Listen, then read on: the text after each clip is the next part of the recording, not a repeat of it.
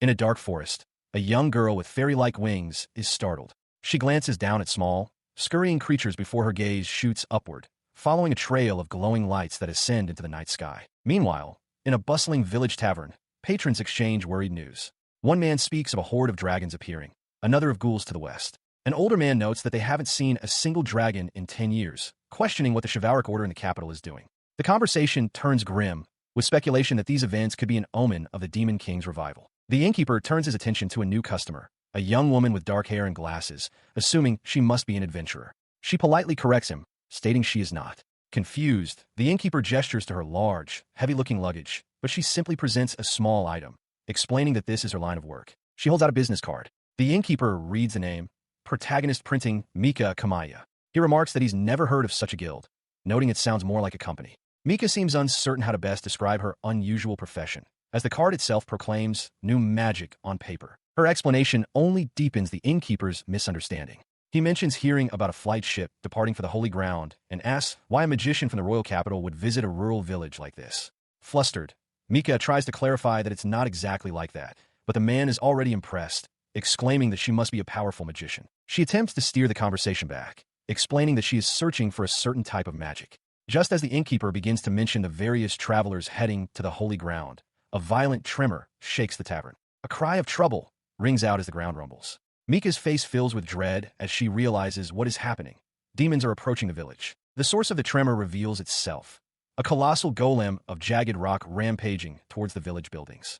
Below, villagers strain against heavy ropes, desperately trying to halt its advance as they shout orders to one another. In the ensuing panic, the innkeeper turns to Mika, his hope renewed by his misunderstanding. He exclaims that they have a magician and asks if she can use her magic. At the same time, a guard yells for the women and children to be evacuated, confirming that their blades cannot even scratch the demon. She is immediately surrounded by the desperate villagers. The innkeeper grabs her, begging the magician from the royal capital to save their village and stop the golem. Overwhelmed and panicked, Mika tries to protest, insisting that she is still just a student. She remained frozen on the ground as the village chief desperately urged her to use her magic. Overwhelmed by fear and the sheer presence of the golem, she could only cry out that she was completely unable to use any magic at all. The creature took advantage of her helplessness, swinging a massive crystalline arm downward in a crushing blow. She could only look up, paralyzed with terror. Somehow, she survived the attack. Shaken and exhausted, she confessed to the concerned chief that she had almost passed out, reiterating that she simply could not use her magic. As the immediate threat to the village seemed to pass, local elders discussed the troubling state of the world. Hordes of dragons, ghouls, and now golems. They wondered where a certain demon had gone. Far below, on a desolate plain littered with skeletons, the Ikivahara Holy Chivalric Order stood arrayed against a monstrous foe. One knight quietly hoping it was not a dark omen. The view expanded to a breathtaking, terrifying sight. A massive island floating in the sky, swarmed by dragons. From a distance, the winged girl gasped in shock, her hands flying to her face as she beheld the scene. Meanwhile, members of the Holy Chivalric Order conferred. The wolf beastman praised the decisive judgment that had been made. The captain asked about the status of a certain person, and the spiky-haired knight explained that it had been too dangerous, so they left the captain behind in town. The beastman added that if they had left that person there, they would not have survived. The spiky-haired knight elaborated that allowing this person to act freely would only prove to be a hindrance later. He affirmed that their true mission would begin the next day, and that this individual had an important role to fulfill. The winged girl stood alone on a cliff, gazing at the horizon. The mission was now beginning. The female knight, identified as Claredano, took command. She roared for the Ikivahara Holy Chivalric Order to charge, announcing that she would act as the vanguard and use magic to shatter the enemy's formation. She rallied her troops, declaring that those who defy their rules are evil, and ordered them to draw their swords and eliminate the Tetsuyagumi. As the order to charge echoed, the winged girl began to cast a powerful spell. A complex, glowing magical array materialized in the air above her, gathering immense energy as she prepared to strike the crystalline golem. While the spell gathered overhead, the frontline fighters engaged the enemy. The captain, the spiky-haired knight, and the wolf beastman swung their blades in a coordinated assault, striking the golem's massive leg with all their might. The captain roars at his knights, commanding them not to let the enemy take a single step. He declares they will hold their position until the sun rises, a vow his soldiers acknowledge as they brace against the monstrous horde. As the battle rages through the night, the following morning brings a tense calm to a nearby village. The local innkeeper remarks to an elderly man that it's a miracle there were no casualties from the commotion. When asked about the boisterous young lady, the innkeeper confirms she left on the first flight ship of the morning. The elderly man makes his way to a bustling port, asking if this is the departure point for the flight ship to the Holy Ground. He is informed that the ship actually left late the previous night. The area is swarming with an unusual number of magicians, causing a stir among the regular travelers. Amidst the crowd, he finds the innkeeper again and asks if there is a place to eat while waiting for a ship. The innkeeper expresses his surprise, noting that everywhere is full despite the early hour, and wonders aloud if all these tourists are heading to the Holy Ground. The innkeeper's own establishment is overflowing with magicians shouting orders. He remarks that he has never seen such a large gathering, speculating that a major battle might be imminent. The patrons murmur among themselves, questioning what is happening at the Holy Ground, why the flame magic authorities haven't arrived, and why magic was activated, recalling an approval in the Magic City Ale the previous year. Having arrived at her destination, Mika Kamaya is swept into a long queue. She looks around, flustered, as someone announces that they are lining up for a preparations meeting where group registers are being handed out. The mention of the flame magic authorities seems to confuse her. As she stands bewildered, a small, winged girl dashes past, exclaiming with delight at the sheer number of people and thrilled that everyone present is a magician. Mika is startled by the girl's sudden appearance and boundless energy. Her surprise turns to horror.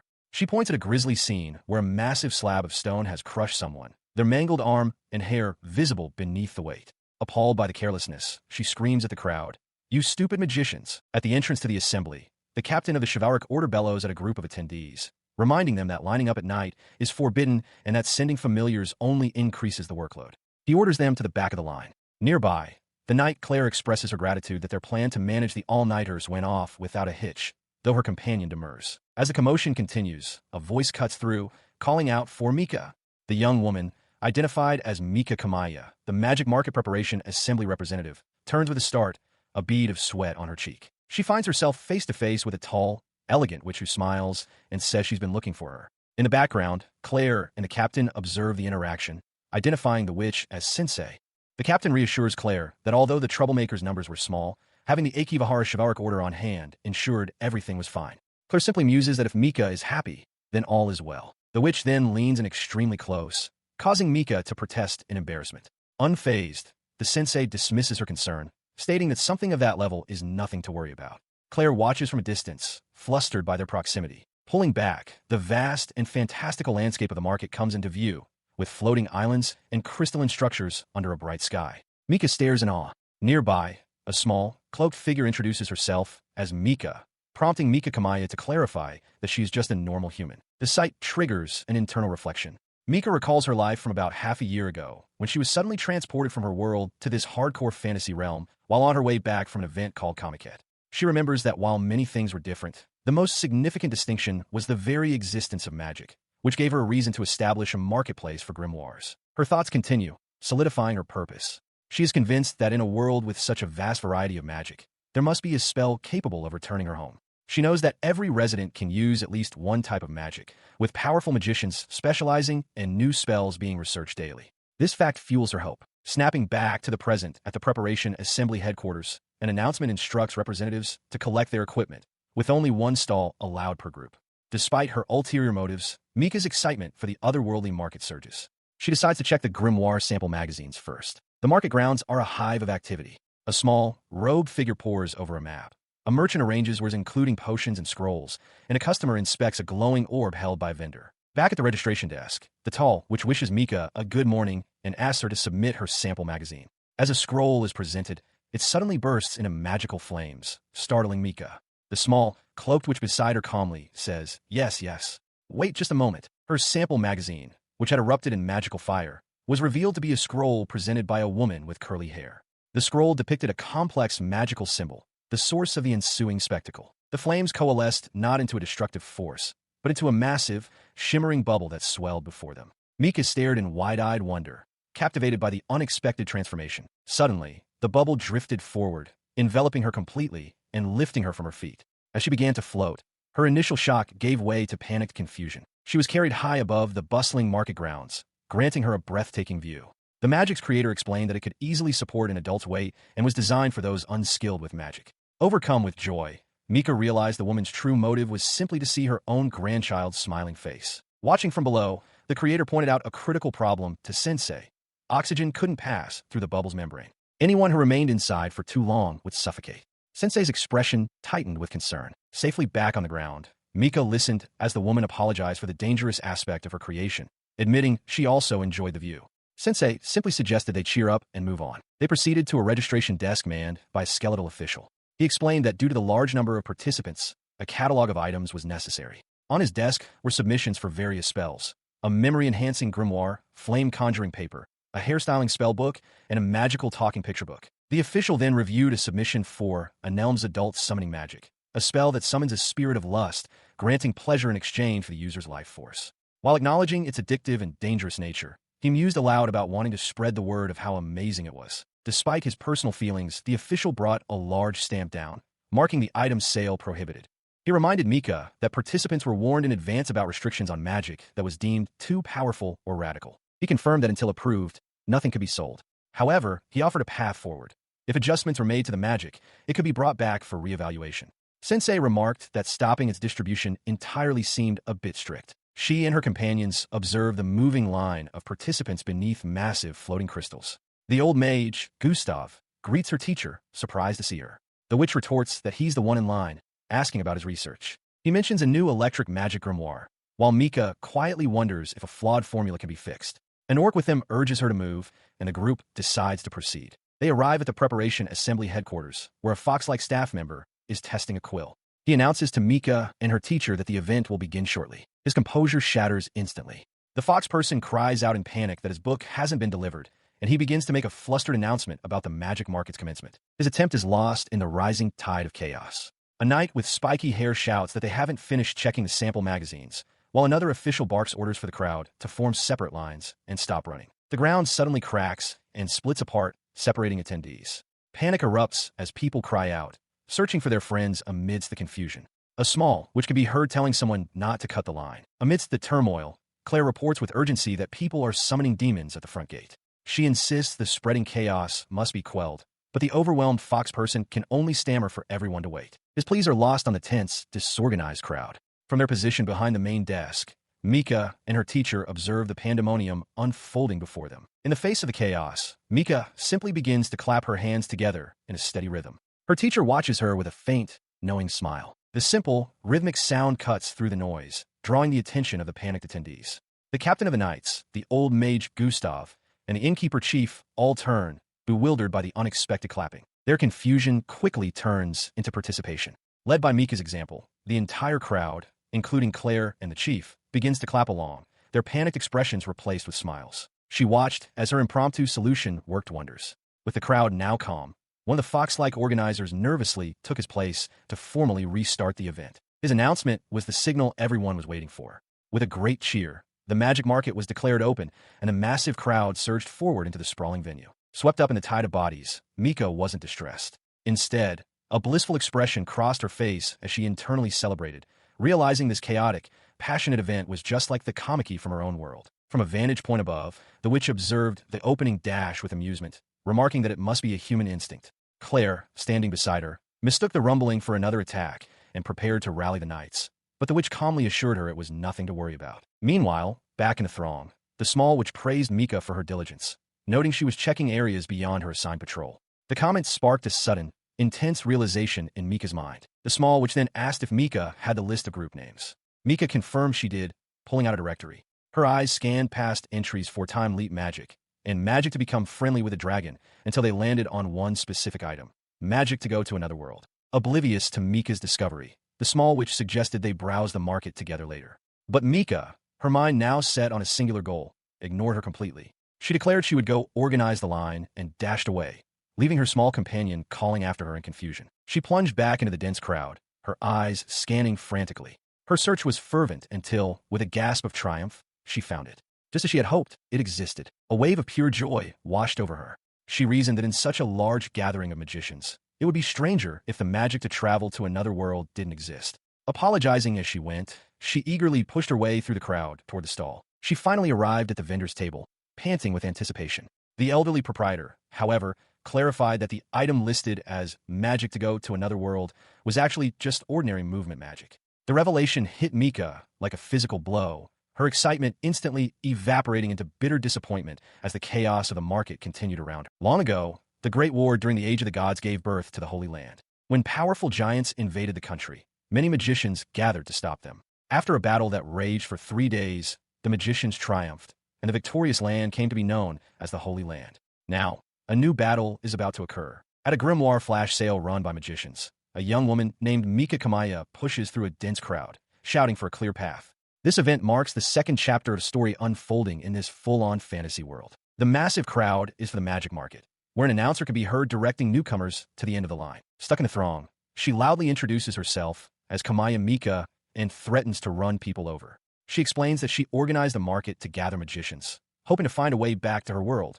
but due to various circumstances, she was reincarnated here instead. Just then, the line disperses as the items sell out. The knight, Claire, approaches, remarking that something shocking must have occurred, but Mika brushes it off, stating her job of organizing the line is done and she just wants to wander around. She tells Claire that the magic she needs to return home still doesn't exist, so she remains stuck in this world. Mika then returns to her companions, asking where her senseis. She finds the witch speaking with an elderly wizard, who greets her as sister with relief. He explains he got carried away making magic after a long time and used the wrong amount of power, but the witch assures him the modified spell is now approved for sale. The old wizard laughs, proud that he spent a week creating his magic. He mentions hearing it's fine to submit any type of magic and then brings up the great magician Gandalf, who subjugated a green dragon 40 years ago. As he continues to laugh about the sturdiness of magicians, the witch sighs. She tells Claire she will take over, thanking her for her work. Taking over, she walks with Mika through the market, observing the sheer number of people. She remarks that there may have never been such a large gathering of magicians before and asks Mika if she'd like to take a stroll together. Mika eagerly agrees. Their walk leads them to a remarkably long line. The witch identifies it as the queue for popular magic from the Kadoka faction. This prompts Mika to ask if factions are important when creating magic, recalling an earlier comment she heard. Indeed, all influential magicians have their own factions, which are responsible for creating much of the magic in the world. The two most ancient and powerful are Skaku and Keaton. The Sway faction is known for producing geniuses, while the largest, Kadoka, was formed by absorbing smaller groups. There is also the restricted entry faction, Wani. The witch continues her explanation, stating that some magic doesn't belong to any faction and isn't recognized by anyone, as everyone researches and invents their own. There is also magic that is inherited through time. However, she concludes, all of this combined is just a tiny fraction of all the magic that has ever existed in the world. She watches the bustling market, a smile playing on her lips. Her student, Mika, is somewhere in the crowd. The witch muses on the sight of so many people enjoying a place where they can display their unique magic, unbound by restrictions. Mika, however, had gotten caught in the flow of the crowd. Looking exhausted, she finally stumbles out of the throng, relieved to be free. Having escaped, she finds herself in a corner of the market with a cold and dampening atmosphere. The sudden change in environment startles her. Her attention is drawn to a staff member at a nearby stall who is quietly crying. Mika approaches, concerned, and asks what is wrong. The proprietor, a hooded figure, looks up, and her unsettling appearance makes Mika jump back in fear. The hooded girl apologizes for her unsightly appearance, sobbing that no one will even take a look at her books. Mika stands before the stall, taking in the scene. In an attempt to explain, the girl pleads with Mika not to be scared and introduces herself as Naki, a necromancer. She explains that necromancy, magic using the dead, has been practiced by her family for generations. Mika is stunned, barely able to process the word. Naki looks down, sniffing sadly that no one will even pick up a book. But after a moment of shock, Mika's expression shifts to one of pure amazement, realizing the dedication involved. Before Mika can voice her admiration, an older man with a monocle steps forward, asking to examine one of the scrolls. He notes how rare necromancy is in this day and age. Naki, surprised, gives him permission. The man inspects the scroll with a critical eye. He peppers Naki with questions about the technique, the required newness of a soul for communication, the spell's age, the chant, and the conditions for acquisition. After hearing her answers, he scoffs, declaring the magic utterly useless. Naki wilts under his judgment. He dismisses it as a waste of time, merely an old relic. As he turns to leave, Mika's mentor appears and asks if any books caught his eye, but he walks on. Naki is left devastated. Mika tries to comfort her, insisting it's better to ignore him, while silently believing that someone will eventually recognize the greatness in Naki's magic. She turns to Claire, apologizing that she must return to work. As she excuses herself, another voice calls out her name. It is her teacher, the witch, who has just spotted Mika in the crowd. Mika reacts with a start. Her teacher explains the urgent situation, stating that a participant has collapsed and her presence is required at headquarters immediately due to the trouble. The witch leads the way, pushing through the crowd. A fox-like event organizer spots her, addressing her as chairman and reporting that they have been awaiting instructions. She apologizes for the delay, explaining she was separated from the group. They arrive to find the collapsed man is the elderly magic user from the market. Claire, already there, is asked by the witch if she can use healing magic, but Claire admits her skills are in destruction, not recovery. Mika stares, recognizing the man with a jolt. The spiky-haired knight declares that it's no good. The witch speculates the man's condition is from pulling all-nighters. She then asks the knight if he can use his magic, even a little, and he agrees to try. After a brief examination of the elderly man, the knight delivers the grim news. He is completely dead. The knight becomes agitated, shouting that asking for resurrection is impossible. He argues that they won't be able to find a great sage capable of calling back a departed soul in a place like this. The shock of the declaration causes the small witch to faint. Mika despairs, realizing that if the event is cancelled, she may never return to her original world. Her teacher, however, remains calm and instructs the staff to search the participant list for a resurrection magic user, deciding it's a better option than calling the chivalric order. As the knight wonders aloud if the man can be revived as long as his soul returns, an idea strikes Mika. Remembering Naki's original world magic, she thinks just maybe, and her gaze shifts towards the dejected necromancer standing nearby. The witch explains the potential strategy. While the knight is skeptical of necromancy reviving someone, she clarifies that it could call the soul back. Then, recovery magic could reattach it, a far simpler task than full resurrection. Mika turns to Naki, asking if she can just talk to the man's soul. Naki looks up and agrees. She hesitated, expressing doubt that someone of her level could succeed, but Mika reminded her of the frustration she felt when her proud magic went unrecognized. With a hand on the fallen man's chest, Mika looked at her with conviction, insisting that Naki could do it. Taking Naki's hands, Mika pleaded with her to perform the spell, calling it a magic that only Naki could use. Stealing her resolve before the concerned crowd, Naki announced she was beginning the ritual. Her spell began, a call to the underworld using her own soul as a beacon. She located the man's spirit, but found its response faint. She instructed the others to prepare their healing magic as she focused her power, commanding the soul to return to its vessel. The man's eyes blinked open. He sat up, utterly bewildered, wondering aloud why he was sleeping in such a place. The surrounding group stared in stunned silence, their faces a mixture of shock and dawning relief. A moment later, euphoria erupted. Mika threw her arms around Naki, shouting with joy that they had succeeded and that Naki was amazing. The revived man simply looked on, a question mark hovering over his head as he tried to process the scene. As evening settled over the now less crowded venue, the chairman thanked Mika for her work. He then turned to the revived man and sternly forbade him from pulling all-nighters again, declaring he would limit such work to 2 days in the future. The appraiser who had dismissed Naki's work stared in disbelief at a sold-out sign on her table, muttering that it must be a lie. Naki approached and apologized for her earlier unreasonable request, but he waved it off, saying it was fine since he received help. She explained that after the incident, everyone came to see her books. With tears of joy, Naki confessed she never had confidence in her magic, but was happy it proved useful and that so many people took an interest. She declared she would definitely participate in the next magic market.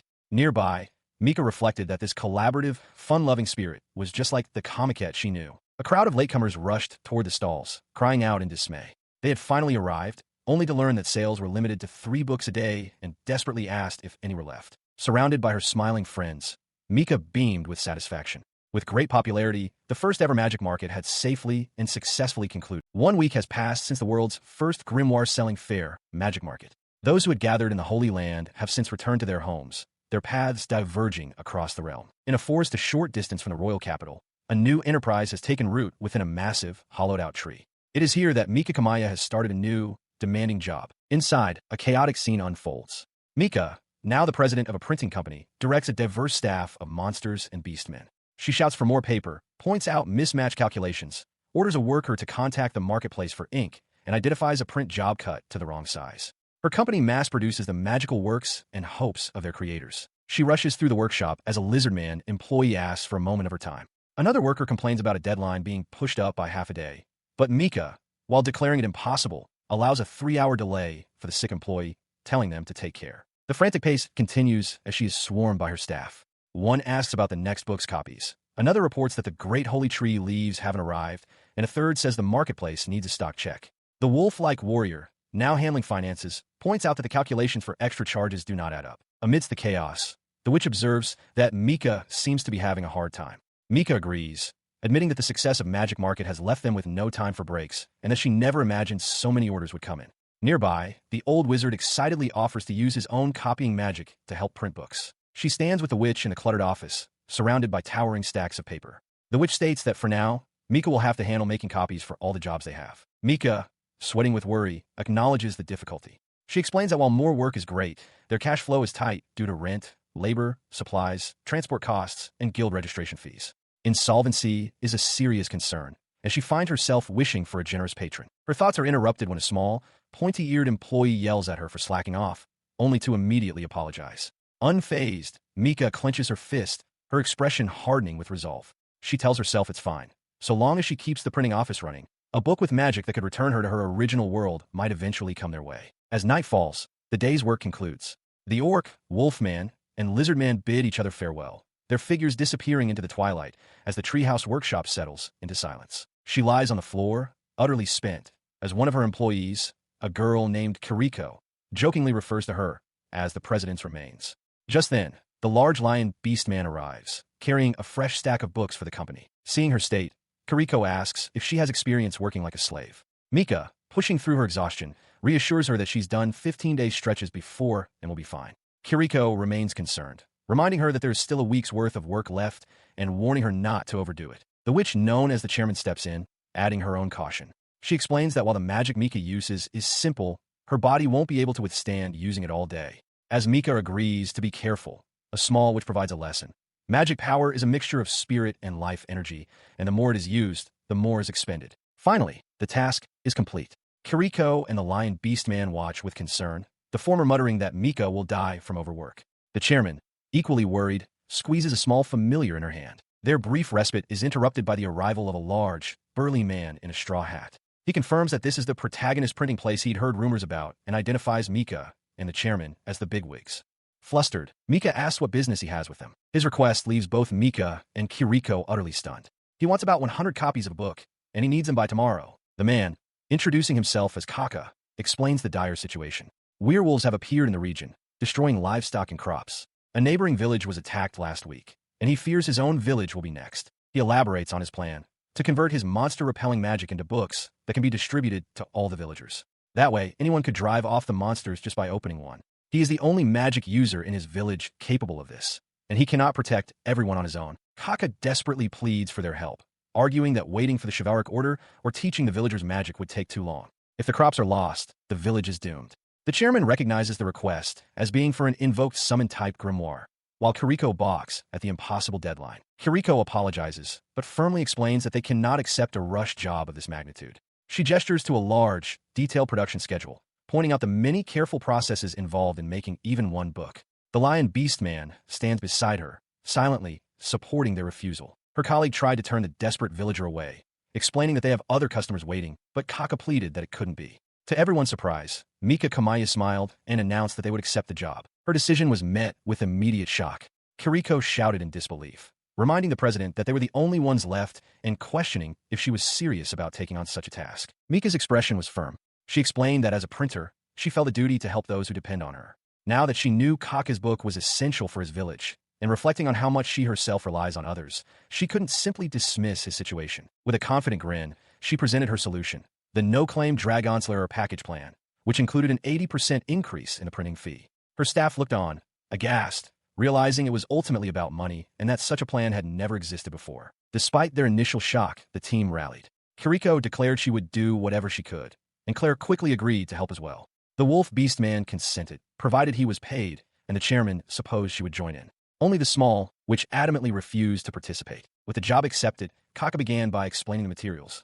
For the book's text, they would use leaves from the Great Holy Tree as paper stock. He specified that for this project, they would use the 90 kilograms thickness. He continued, noting that a high level of cutting technique is required to keep the sheets uniform, a task for a skilled artisan. The unneeded edges of the large leaves were then carefully sliced away. Next, a thin coat of the chosen ink was applied to the paper. Mika then focused her power, explaining that the eye of magic in her hand would engrave the memories from her own eye onto the page. She invoked duplication magic, and a brilliant light flared from her hands. The chairman applauded, impressed. She confirmed that Mika had already mastered duplication magic, a basic, difficulty spell that fixes ink to a page. Mika realized that since this was the one magic she could use, she could indeed make many books. Kaka looked on in awe. The chairman then moved to the next step, selecting a cover material, which modifies the book's effects. For this job against magical beasts, they would use beast pelt grass. After sewing the pages, Kiriko struggled to cut the tough material. The chairman finished the job by trimming the excess, giving the book its final shape as Mika watched, understanding the process. She watches as Kiriko, unable to stand by any longer, grabs a tool and joins the frantic bookbinding effort. The young woman exclaims that she can't just watch them struggle and wants to get it over with. Kaka, flustered, tells her to get moving, while also thanking the beautiful young miss for her help. With the new help, the entire workshop becomes a flurry of activity. The whole team, Mika, Kiriko, Kaka, the chairman, the small witch, and the beastman knight, works tirelessly, cutting, collating, and binding the stacks of magical pages. Their combined effort yields its first fruit. The first completed grimoire, titled Kaka's Guardhound Magic, is finally done. 100 copies, magically thread-sewn, with a cover of beast pelt grass and sections of great holy tree leaf, all finished under the next-day rush plan. Having completed the order, they make the delivery. As a group of soldiers departs through the woods with the grimoires, one calls back, expressing immense gratitude and promising to call on them again. Mika smiles, while Kiriko mutters that perhaps they should broaden their last-minute rush plans, showing no remorse. Kaka quickly shushes her. The relative peace is suddenly shattered by a piercing howl echoing through the trees. Kiriko wonders aloud if it's a dog, but Kaka's expression turns grim as he recognizes the sound. No, he says gravely, this is... Before he can finish, figures emerge from the shadows of the forest. It is a pack of werewolves. The group realizes with dread that they have been completely surrounded. Amidst the tension, another sound cuts through the silence, a loud stomach growl. Mika whirls on Kiriko, hushing her and telling her to stop her stomach from growling. Kiriko shouts back that Mika was the one who made her skip lunch. Their bickering is cut short as the reality of their predicament sinks in. The entire party, Mika, Kiriko, Kaka, Claire, the chairman, and the beastman knight, stands frozen as the pack of hostile werewolves closes in. Mika quickly assesses their combat readiness, noting how many enemies have gathered. She asks Claire if she can still use magic, but the witch admits that after working all night, she is unsure how long she can keep going. Seeing their dire situation, Kaka steps forward, holding one of the new books. He declares he'll give it a try. Kiriko cries out, telling him not to go out front where it's dangerous. Ignoring her plea, Kaka opens the book and invokes its power, shouting, Guardhound summon. A torrent of magic erupts from the grimoire, coalescing into a monstrous, three-headed hound that towers over the werewolf pack, its maws crackling with energy. The creature he had summoned had an immediate, albeit unexpected, effect. Faced with the massive, three-headed hound, the werewolf pack broke, whining in terror as they scattered back into the depths of the forest. As the last of the beasts vanished, Kiriko stared in disbelief at the now empty clearing, questioning what kind of magic she had just witnessed. Kaka, however, looked on with satisfaction, pleased that his new grimoire had worked so nicely. He explained that the creature was his guard dog, Toto. Despite its intimidating appearance, he assured Kiriko it was harmless to people, patting one of its massive heads affectionately. Kiriko could only marvel at the kind of creature the country folk kept. The grimoire's magic, it turned out, summons the docile guard dog automatically, a creature not suited for actual battle. With the threat now neutralized, he turned his attention to Mika, their leader. He expressed his sincere gratitude for her listening to his crazy request and creating the grimoires for him. The long day finally came to a close. Exhausted from the ordeal, the group began their journey back, looking forward to a well-deserved rest. During the walk, Mika couldn't resist cuddling the small, fluffy form of the guard dog, Toto, much to the creature's apparent discomfort. Watching her, Kaka smiled, reflecting that she showed the promise of becoming a truly amazing mage one day. 2 days later, the brief moment of peace was shattered. Kiriko angrily confronted Mika, who was anxiously reviewing a document.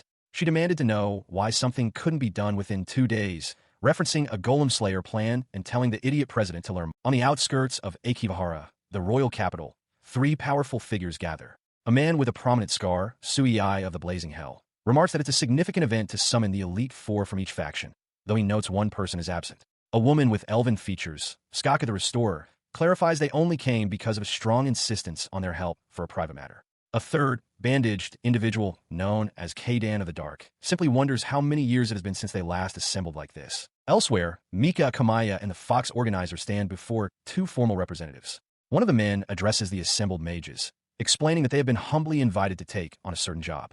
He then gestures to Mika, addressing her as representative and inviting her to proceed. She takes the stage, standing energetically before chalkboard. On it is written Magic Market Number 2, with the chairman and the Fox organizer beside her. Mika declares that this is a project upon which the success or failure of the second Magic Market will depend. The 3 Elite Four members, Suiai, Skaku, and Kaidan, react to the presentation with unified, bewildered silence. Standing before them at a table, Mika formally asks if they would help create the catalog for the event, which she calls Magic Head. As Skaku affectionately pets his head, the Fox organizer clarifies their request. He explains that they are hoping the Elite Four will assist with their discerning opinions, confirming his understanding that the event is a grimoire selling fair. The group discusses the matter. Skaka notes that they've heard of the event and that some of her faction members even participated. Suiai expresses his surprise that Mika was involved. As the Fox organizer grows flustered, Mika explains that having connections to such powerful people is helpful. She then reveals the truth. Though they belong to different factions, they are all her fellow disciples, having learned from the same master. A memory of the first event flashes by, showing the utter chaos. Mika shouts for participants to confirm their spaces while rival factions argue. Attendees push through the wrong lines, and organizers are swamped with questions about undistributed circle lists. The recollection of that stressful day causes Mika to let out a cry of sheer exasperation. She appears flustered and overwhelmed. Suiai comments that while he doesn't fully understand her outburst, it sounds like the previous event was quite terrible. Looking stressed, Mika admits that they had a lot on their plates. To solve this, she explains her idea for a catalog. She wants to compile all the magic markets information into a single book so attendees can easily find what they're interested in. She holds up a card, explaining they were sent to participants to advertise their magic.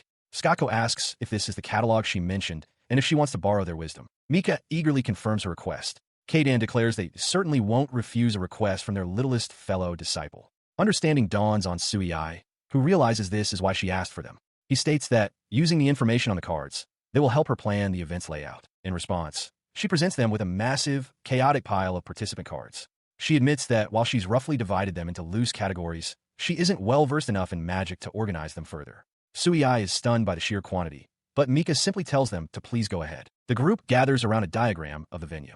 Mika explains the table layout and her plan to use it for assigning locations. She proposes separating each magic genre into its own island, which she defines as a grouping of several tables, like individual islands in an ocean. The others quickly divide the labor. Suiai will handle offensive magic, Kaidan will take light and darkness magic, and Skaka will manage recovery and support magic. As they sort through the mountain of cards, Kaidan points out an application from Master Izutsuchi, a plant magic specialist. Suiai exclaims in surprise, having found an application from Balberia, the authority on lightning magic. Skaka marvels that there are still so many researchers of ancient magic participating. Skaka notes that one particular mage is a hot topic and will draw an impressive line, suggesting they place circles likely to draw crowds along the wall. She then points out that certain magic types are likely to clog traffic and proposes placing earth magic between them to separate the paths. Kaidan agrees, adding that the fire and plant magic islands will attract long lines. Suiai suggests that circles bringing many grimoires, which take up too much space, should also be placed along the wall.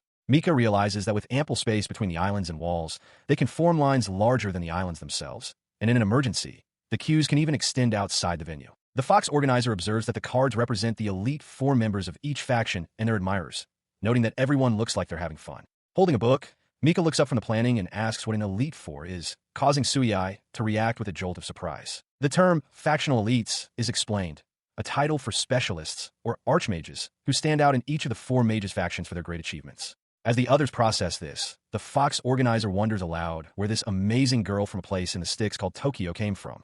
Skako agrees, stating that Mika will undoubtedly be the center of attention. She stands with the 3 factional elites, Hila, Bayo, and Bakuin, as they begin to review applications for the magic kit, with Bakuin immediately bringing up the topic of recovery magic. The review quickly devolves into a heated debate. Hila passionately defends recovery magic as the savior of heroes and the world. Bayo counters, arguing for a return to the origins of magic through the study of darkness. Bakuin bellows that offensive magic is the most essential skill for survival. As they argue, Mika desperately calls for calm, while the Fox organizer looks on, flustered by the sudden conflict. As the argument rages, her attention is drawn to some of the more unusual applications. She internally questions an entry for magic to travel to another world.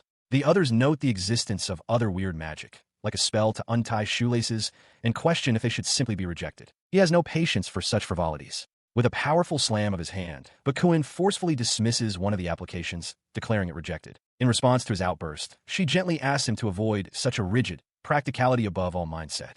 Bakuin retorts, questioning who would ever use such magic. Flustered, Mika insists they don't need to reject things so hastily. Taking a breath, she clarifies the fundamental principle of the magic kit. She declares that it is meant to be a gathering where every mage who wants to create new magic can participate, stating that as long as it isn't against the law, any kind of magic is accepted. She elaborates on her reasoning with an earnest expression, explaining that even odd magic that currently has no use might one day develop into something wonderful. She refuses to let that potential go to waste. Her words strike a chord with the factional elites. Hila admits she is ashamed of being so bound to her faction's point of view, and Bakuin concedes that magic was originally meant to be about freedom. Mika lets out a quiet sigh of relief. Just as the philosophical debate settles, a practical problem arises. The Fox organizer points out an application that must be automatically rejected because it was filled out improperly, lacking a name and address. As Mika flips the document over, her eyes widen in shock as she realizes who proposed the magic. Meanwhile, other organizers grapple with their own logistical challenges. They discuss how to handle an applicant applying for 2 different genres and where to place a participant who handles many magic items but doesn't have many goods, suggesting a spot in the creation magic area. She looks over the collected circle cuts for the catalog, thinking how incredible they are. The chairman notes that unlike last time, the arrangement is much better. Dazed by the lively, magic-infused illustrations, Mika declares her readiness to begin copying them to create the final catalog, surrounded by the supportive faction leaders. The leaders express their own approval. Bio notes the welcome presence of dark magic, while Hila is pleased to see more recovery magic.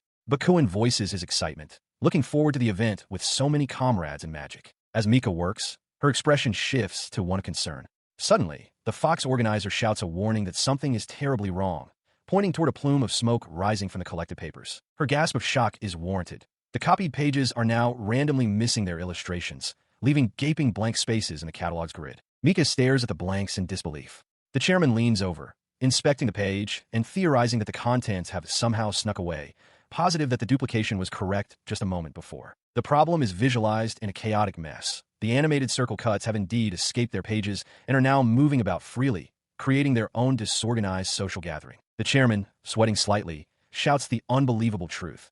The circle cuts are making their own rounds. She sternly commands the images to return to their spaces or risk being burned. Mika, panicked, agrees that the catalog is useless in this state. With the pages momentarily back to normal, Bakuin suggests a more fundamental solution is needed. The chairman explains to Mika that they must use attaching magic, a type of stasis magic that affixes magical power to objects. To illustrate, Bakuin demonstrates by infusing a sword with fire magic. He then reveals the cause of the chaos. Mika's own magic power level is so high that when she copied the other mage's animated images, she inadvertently caused them to run wild. Mika is left utterly stunned by the revelation. She asks if there is anyone who can use that specific kind of magic. Bakuin confirms that their fellow disciple, Lionel, is an expert, but he sighs, admitting there are a few problems with that solution. He explains that Lionel is a genius who mastered attaching magic at a young age, but his wanderlust is uncontrollable, and he never stays in one place for more than a week. Bakuin grits his teeth, frustrated by the memory. Mika, processing this, asks if Lionel has any attachments to the community, and Hila adds that he has, in fact, applied to participate in Magicette. Upon hearing this, Bio immediately declares that he will search for him. The fox-like organizer, however, warns them that while Lionel does work in the royal capital, he often disappears, and it can take years to find him again. The chairman finds it absurd that even the elite four can't locate him. With a determined smile, Mika announces that she will look for him, explaining that she is willing to go this far because she wants everyone to enjoy Magicette. In response to her resolve, the group mobilizes. Bakuin instructs the fox organizer, Beji, to stay behind and manage communications. He then declares he will ask his own faction for leads, while Bio will contact places Lionel is likely to frequent. Hila agrees that they should all search as well. As they begin their search through the city, the chairman remarks that finding him won't be easy. Mika walks beside her, learning that the guilds have no information either. Their inquiries lead them through various taverns. The chairman turns to Mika and asks if she's ready to give up. Clenching her fist, Mika firmly replies that she can still keep trying her hardest. Her determination seems to rally others. One large man, they question, shouts that he would also love to find out where Lionel is. Despite their efforts, the search through the streets yields no results. After more searching, Mika lets out an exhausted sigh, the fruitless effort clearly wearing her down as the chairman looks on. They learn from another local that while Lionel has a wide circle of friends and is the subject of many rumors, no one knows his actual location. The chairman reveals that even a scrying crystal ball failed to find him, concluding he must have cast a protection spell on himself. The realization hits Mika hard. He is completely untraceable. She stared at the empty catalog layout, sighing in frustration. At this rate, they would be without a catalog for the event. The chairman noted that their target, Lionel, was infamous for his eccentricities, once even creating a time stasis spell just to avoid missing a school meeting, suggesting he go to any lengths to extend a deadline. As she continued to examine the submitted materials, she muttered about the carelessness of the circle cuts. The chairman observed that Mika had taken them too lightly, while also noting that the cuts were now scattered all over again. Meanwhile, another search party walked the city streets. Bakuin asked his companions for an update, but Hila reported that her faction was still looking for Lionel without success. The last confirmed sighting of him was 3 months prior. Suddenly, back at the table, Mika shot up with a cry of realization. "I got it!" The sudden outburst startled everyone. Beji, the fox organizer, urged the others to come quickly as Bakuin wondered what Lionel could possibly be thinking. Mika declared that she had found him. The scene shifts to a tavern, where a cheerful man with spiky hair and glasses raises a mug. "Joe, how do you do, everyone? It is Lionel, one of the Kadoka Elite Four." Mika, Bakuin, and the old wizard stare in disbelief. "El Yuned, he's really here?" Bakuin stammered, shocked to see the elusive mage in person. He had been found because Mika had a simple thought. She explained that she saw Lionel's circle was scheduled to party with Gandalf's circle, so she deduced that Lionel himself might be found at Gandalf's establishment. Impressed, Bakuin asked how she managed it. Lionel, now aware of their purpose, asked what they wanted. A large, bald man, presumably Gandalf, laughed boisterously, revealing that Lionel had been his guest for a week after they'd met drinking and hit off. The chairman then recalled that Lionel had, in fact, applied to participate in ISEKAI'D. With a smug grin, Lionel held a pen over the now-completed catalog layout. The previously chaotic and empty grid was perfectly filled. Seeing the finished work, Mika and the others could only cry out in astonishment. The entire group erupted in cheers. Lionel casually mentioned that for this kind of task, he would have done it immediately if they had just asked. "That's why we were searching for you," Bakuin exclaimed. Hila marveled that the circle cuts weren't moving anymore. With the crisis averted, the team celebrated, ready to begin churning out the catalogs. The fruit of their efforts is the Magic Market 02 catalog. Published by the Preparatory Committee, it covers all 3,000 participating circles, presenting a broad range of magic from ancient arts to simple household spells. With this guide in hand, one might finally encounter the magic they have been seeking. Her efforts, combined with Lionel's magic, paid off spectacularly. The first catalog was a massive success, selling out completely. A bustling crowd of magic enthusiasts eagerly flips through their copies, their chatter filling the air. Some express excitement for new magic from a circle called Toa, while others are determined to finally acquire a book from Naki. The news of another magic market spreads like wildfire, fueling the palpable anticipation. As the opening of the second magic market approaches, this success draws intense interest. Bakuin of the Blazing Hell confronts Mika, demanding to know if she truly found a way to pinpoint Lionel's location and insisting she teach him the magic. Mika can only offer an apology, explaining that the elusive mage has already escaped from the magical card used to track him and has vanished once. In a cleared patch of land, a massive, rotund creature lies defeated, its body marked with an X over its eyes. Knights of the Ekivahara Holy Chivalric Order stand victorious around the fallen beast, the immediate conflict clearly resolved. One of the younger knights, his spiky hair visible under his helm, calls out to his comrade, Broadway, remarking what a waste of time the battle was. The captain agrees that this was the monster that had been ravaging the region, while a nearby civilian expresses immense gratitude, noting that such a creature was no trouble for the great knights of Ekivahara. Despite the praise, Broadway's expression is somber. He admits to being worried about certain things, his gaze distant. His lack of focus does not go unnoticed. The captain sternly reminds him that a knight cannot let their concentration lapse, regardless of the mission. Broadway can only offer a quiet apology. The captain decides to move on, ordering the others to handle the cleanup. He instructs Broadway to go ahead and deliver the report to the commander. The wolf-like Beastman Knight responds with a sharp, affirmative cry. He lets out a heavy sigh, his mind clearly elsewhere. Instead of leaving immediately, Broadway orders the remaining knights to search the surroundings for any other potential threats. His internal thoughts reveal the source of his anxiety. While the Holy Chivalric Order is lauded as the nation's strongest, he knows there have been no great battles in decades. Their combat experience is lacking, and he questions if they could truly defend the nation should a real crisis emerge. He berates himself for getting lost in thought during a mission yet again, wondering if the knights even need someone like him. This feeling of emptiness creates a chasm between his reality and the ideal knight he once dreamed of becoming, an ideal he sees in his captain. Deflated, he turns to leave. As he walks through a stone corridor, a woman at a desk looks up. She is Leah, commander of the first unit. After acknowledging his good work, she mentions she has come to deliver her own report and prepares to take her leave. Her business, however, is not finished. Calling out Broadway's name, she stops him in his tracks. She explains that a certain confidential operation is underway and asks if he would be interested in taking part. She continues, revealing that to maximize effectiveness, they have arranged to dispatch 300 members. While they cannot send too many troops and neglect their duty to the kingdom, they are gathering chosen warriors from across the nation. The news stuns Broadway, who reels at the thought of an operation mobilizing 300 knights, wondering what could possibly be happening. He arrived to find an astonishing sight. A colossal, chattering crowd of mages stretching as far as the eye could see, all gathered before a massive, crystalline pyramid floating above a hill.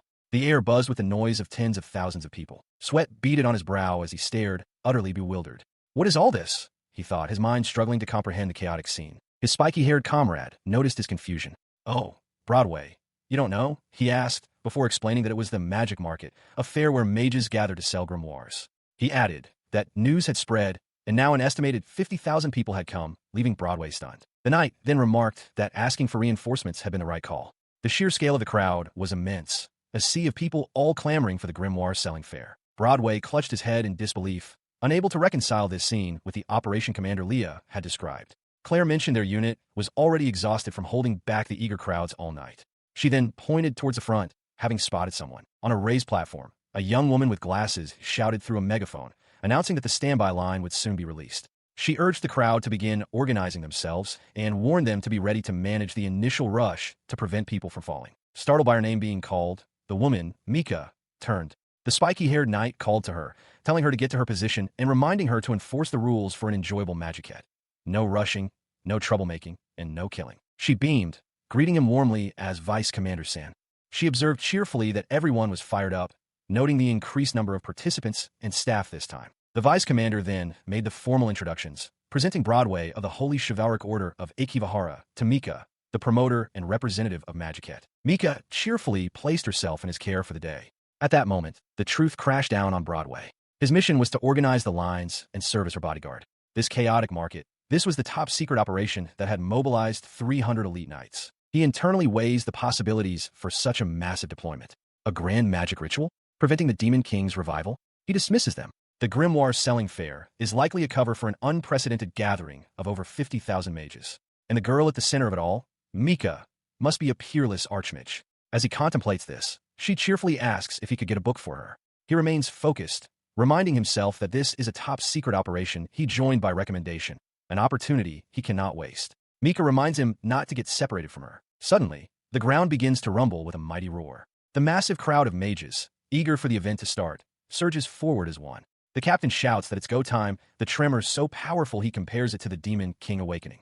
He bellows for his men not to falter. As the stampede rushes the venue, Mika desperately pleads for everyone to walk slowly and not run. An organizer with fox-like features announces that the second magic market is now open. In response to the charge, the captain commands his knights to brace themselves, forming an absolute bulwark phalanx. The wave of people crashes violently against the knight's shield wall. Amid the chaos, Mika loses her balance and screams as she is knocked over, tumbling into the churning sea of bodies. The forward momentum is stopped cold, crushing the crowd together. Confused shouts erupt, questioning why they aren't moving.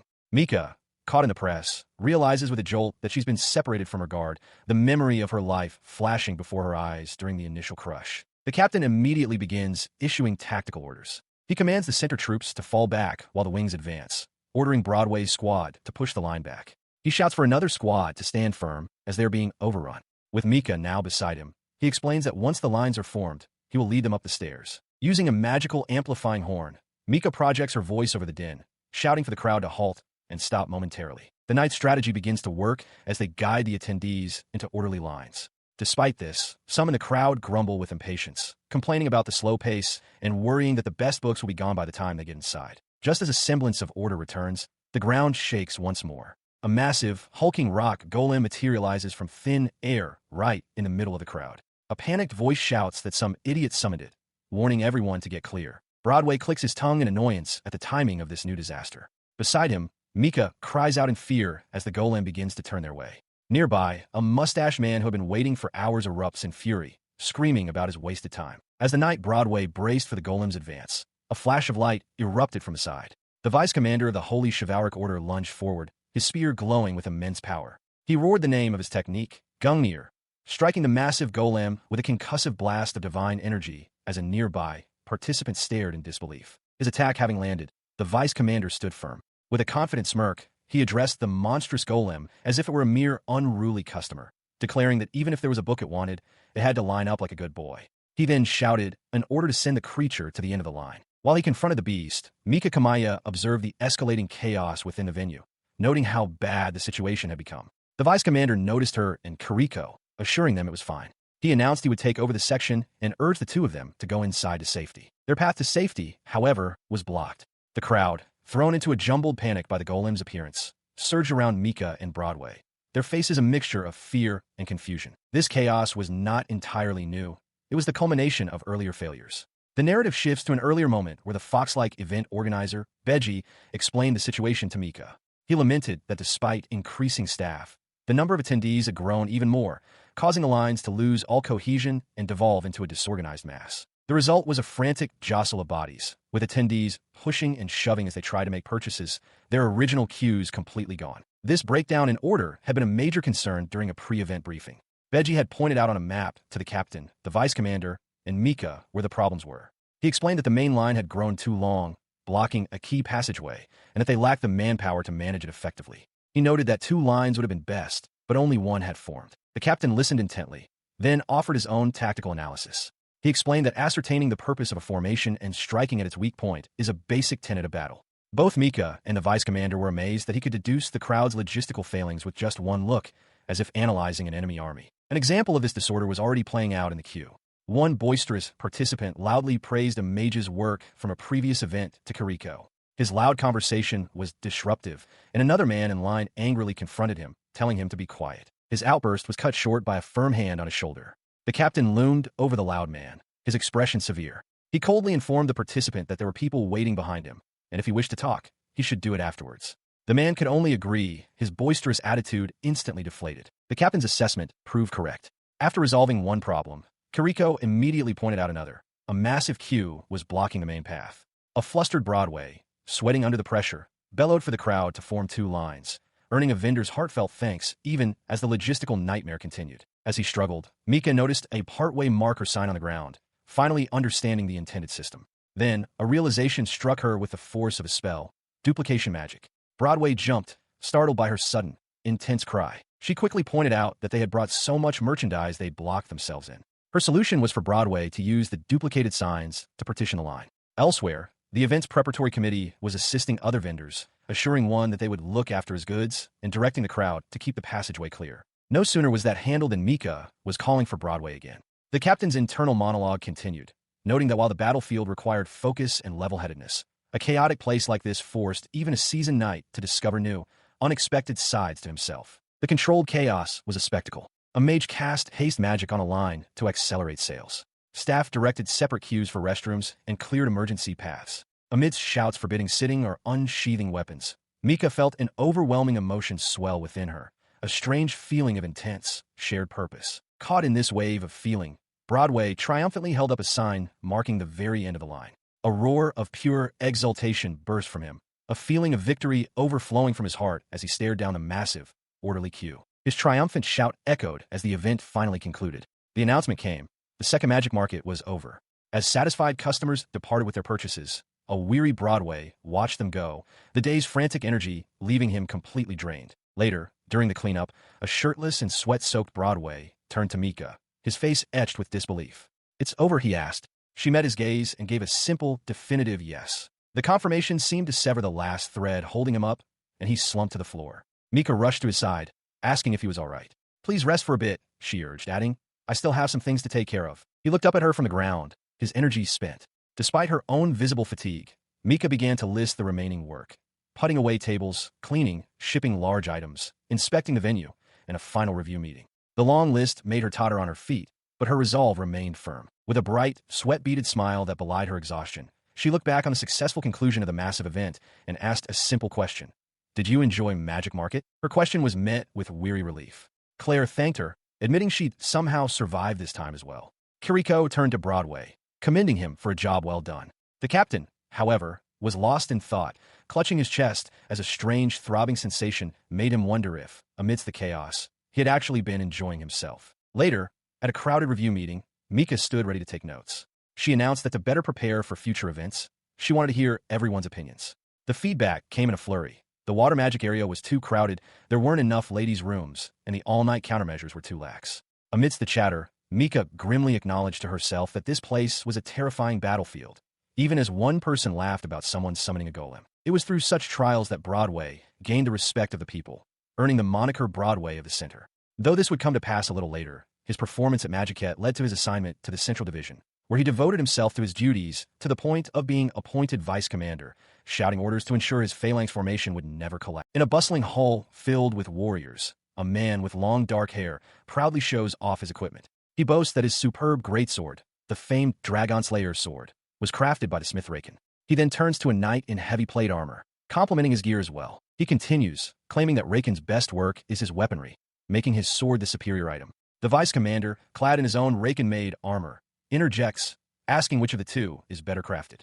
A small Wichita side remarks that they think alike, and that Raken's workshop is the best in the nation, while the vice commander confidently states that his armor is obviously the superior piece. The friendly comparison quickly sours. The warrior with the sword looks closer at the vice commander's armor and scoffs, calling it terrible and questioning if Raken even made it. In response, the vice commander warns him not to put his sword in the same class as such cheap armor. Enraged, the warrior challenges him to a fight. The challenge is met instantly, as their weapons clash with a deafening roar. Onlookers shout for the staff, announcing that a fight has broken out. The small witch hovers above the crowd, pleading for them to stop, while a booming voice declares that weapon use is strictly forbidden for non-staff members. Elsewhere, in the quiet of a forge, a hammer strikes glowing hot metal on an anvil, sending a shower of sparks into the air. The rhythmic clang of steel shaping steel fills the workshop. The smith, a powerfully built man with a thick beard and pointed ears, works with intense concentration. He hammers a blade into its final form before plunging it into a quenching trough. He then lifts the weapon, inspecting his work with a thoughtful hum. His task complete, he hands the finished item to Kiriko. She confirms that everything is there, additional weapons and resharpened items. Addressing him as master, she thanks him for his work. She and her companion, a large lion beast man, offer their thanks to Master Raken. The lion beast man praises him as the foremost craftsman in the nation, noting how his quick work helps them out. He clarifies that the order was for an entity called Protagonist Printing. The blacksmith, Raken, sits with a tankard, annoyed by the distant commotion. He grumbles that the noise is ruining his after-work drink and complains that he's never seen customers who bring their gear back so worn down in such a short amount of time. As Kiriko and the lion beast man depart, Raken calls out to her. With a suspicious look, he asks if she's chopping logs with the equipment he makes for them every day. The lion beast man grows flustered, stammering an evasive reply. Inside the blacksmith shop, Kiriko and the lion beast man erupt in laughter. Between them, a stout man encased in a heavy suit of plate armor struggles to stay upright, complaining about the immense weight as the metal clanks with his every movement. The commotion draws Mika Kamaya's attention. She explains to her companions that she has been considering defensive equipment for herself, noting that managing the lines during the Magicette's opening dash has become dangerous. The lion beast man, looking over with concern, asks what is happening. She grimaces, realizing the heavy armor won't work unless it's lighter. Kiriko reminds her that mages don't typically wear armor. Mika counters that she saw members of the chivalric order wearing something similar at Magicette. The blacksmith, Raken, overhears and bluntly states that the suit is the lightest armor he has. The man in the armor suddenly loses his footing and slips. He groans in frustration, lamenting that he thought it was a good idea. Kiriko watches with the lion beast man, remarking that she doesn't think Mika needs such cumbersome protection. He finally topples over with a deafening clang. Raken sighs, calling them a noisy bunch. The lion beast man rushes to Mika's side, asking if she's all right after the startling crash. Kiriko laughs, telling the fallen man he brought it on himself, while shaken Mika admits it was scary. The lion beast man then announces he'll be heading back first. With her companions momentarily distracted, Mika turns back to Raken. She confirms their continued patronage but attempts to negotiate the price, asking if the smithing costs of 13 gold pieces could be lowered. Raken looks at her sternly, reminding her that as an artisan herself, she shouldn't be stingy about good work. She persists, rubbing her hands together pleadingly.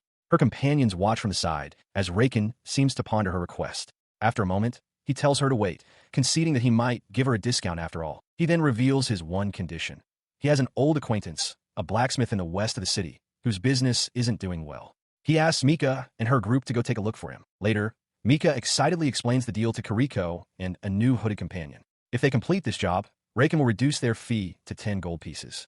The hooded girl is hesitant, suggesting it sounds troublesome. Kiriko, however, is intrigued, reasoning that if the stubborn Raken is asking for help, it must be important. Mika enthusiastically agrees they should do it. The three of them arrive at their destination and step through the doorway of a rustic building. Inside, the quiet workshop is filled with weapons and armor hanging on the walls, tools left on benches, and a palpable sense of disuse. She and her companions surveyed the dusty interior of the workshop. Kiriko noted that at least there were weapons and items in stock, while Mika suggested the owner might be in the back. Kiriko morbidly wondered if he had died alone, prompting Mika to chide her for being so ominous.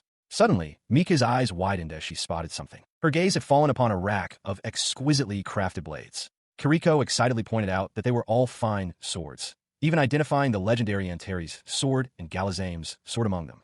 The commotion drew out a stout, white-bearded dwarf in the back of the shop. He introduced himself as Namek and asked if they had business with him, to which Mika confirmed they had come to see him. Before Mika could elaborate, Kiriko thrust one of the ornate swords toward the dwarf, aggressively asking if he was the one who made all the weapons. She added that Raken had sent them. Namek seemed unfazed, musing aloud why he had no customers. Kiriko, exasperated, pointed to a blade she recognized as being on par with a national treasure and questioned why he would make such things if he wanted business. In response, the old smith simply gestured to a pumpkin on a nearby stump and invited her to try the sword out. Kiriko took a ready stance. She swung the blade down hard, but instead of slicing the pumpkin, it bent with a dull boing. Kiriko stared, utterly baffled.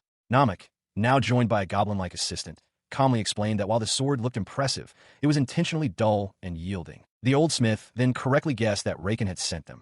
Mika examined the bent sword, noting its stats listed attack power 3 and bend, and remarked that such items would certainly not attract customers. Kiriko pressed him, asking why he would make things like this. In response, Namek began his tale. He and Raken, he explained, shared the same master and were once inseparable friends and rivals. They were considered the two greatest blacksmiths in the nation, constantly pushing each other to improve and dreaming of forging the world's sturdiest armor. His story took a dark turn. One day, a foolish argument between two swordsmen over the quality of their respective blades, one made by him, one by Raken, escalated into a duel. Namek's sword proved superior, but the victor struck down his opponent, leaving the man unable to ever wield a sword again. The incident left Namek devastated, questioning the purpose of his craft and leading him to create weapons that could never be used for war. He concluded that this was the result. People didn't understand his new philosophy, though occasionally a wealthy collector would purchase an item out of sheer curiosity. As Mika and Kiriko absorbed this tragic history, finally understanding the situation, the workshop door was thrown open. A furious Raken stood in the doorway, bellowing Namek's name. He lamented his old friend's choice to make such useless things, declaring that this was exactly why his shop had no customers. He furiously confronts Namek, demanding to know what right he has to spout such cowardly nonsense. He roars that their duty as blacksmiths, as taught by their master, is to forge the greatest, strongest, and sharpest weapons possible from the metal beneath their hammers, not to create useless, pretty trinkets. In response, Namek calmly fires back. He argues that it is precisely because of blacksmiths who obsess over raw power that the world is filled with savage brutes. He laments that this attitude has led to adventurers who only care for a weapon's appearance, not its actual quality. As the two masters argue, Mika has a sudden realization. Kiriko, standing beside her, sighs, observing that the two blacksmiths will never settle their dispute this way and that she and Mika are completely left out of the conversation. Seizing the opportunity, Mika steps between the two dwarves and proposes a solution, a contest to settle the matter. She elaborates on her idea. It wouldn't be a duel, but a competition where each of them would forge a set of armor. The stakes are clear. If Raken is victorious, Namek must return to crafting conventional items. If Namek wins, he is free to continue his current path. Raken scoffs, doubting Namek's current ability to produce anything of value. Mika refines the objective, stating that all Namek needs to do is create a suit of armor that can satisfy Raken's high standards. She expresses her faith in the elderly smith, noting that despite his unconventional philosophy, he has always approached his craft with the utmost seriousness. With a confident smile, she declares that it will be fine. She then makes her requests. Namek will forge armor for Kiriko, while Raken will forge a set for Mika herself. Hearing this, Namek closes his eyes and agrees to give it a try, while Raken declares he won't hold back. And so, on the appointed day, the contest begins. Both blacksmiths stand ready at their forges. Raken smirks, surprised that Namek showed up, and declares that a man keeps his word as they both prepare to begin their work. Sometime later, the first creation is unveiled. A figure stands clad in a suit of imposing, jet-black armor, radiating a menacing aura. The onlookers, including Mika and the chairman, stare in shock at the shady-looking armor. Even Namek is impressed, rattling off the armor's incredible specifications. It features a wyvern cannon constructed from a flame pouch and fire dragon scales, threefold mithril stones imbued with anti-magic, and 18 different weapons concealed across its body. He eagerly urges for a demonstration of its full power. The old dwarf chides Raken, telling him he let his art consume him.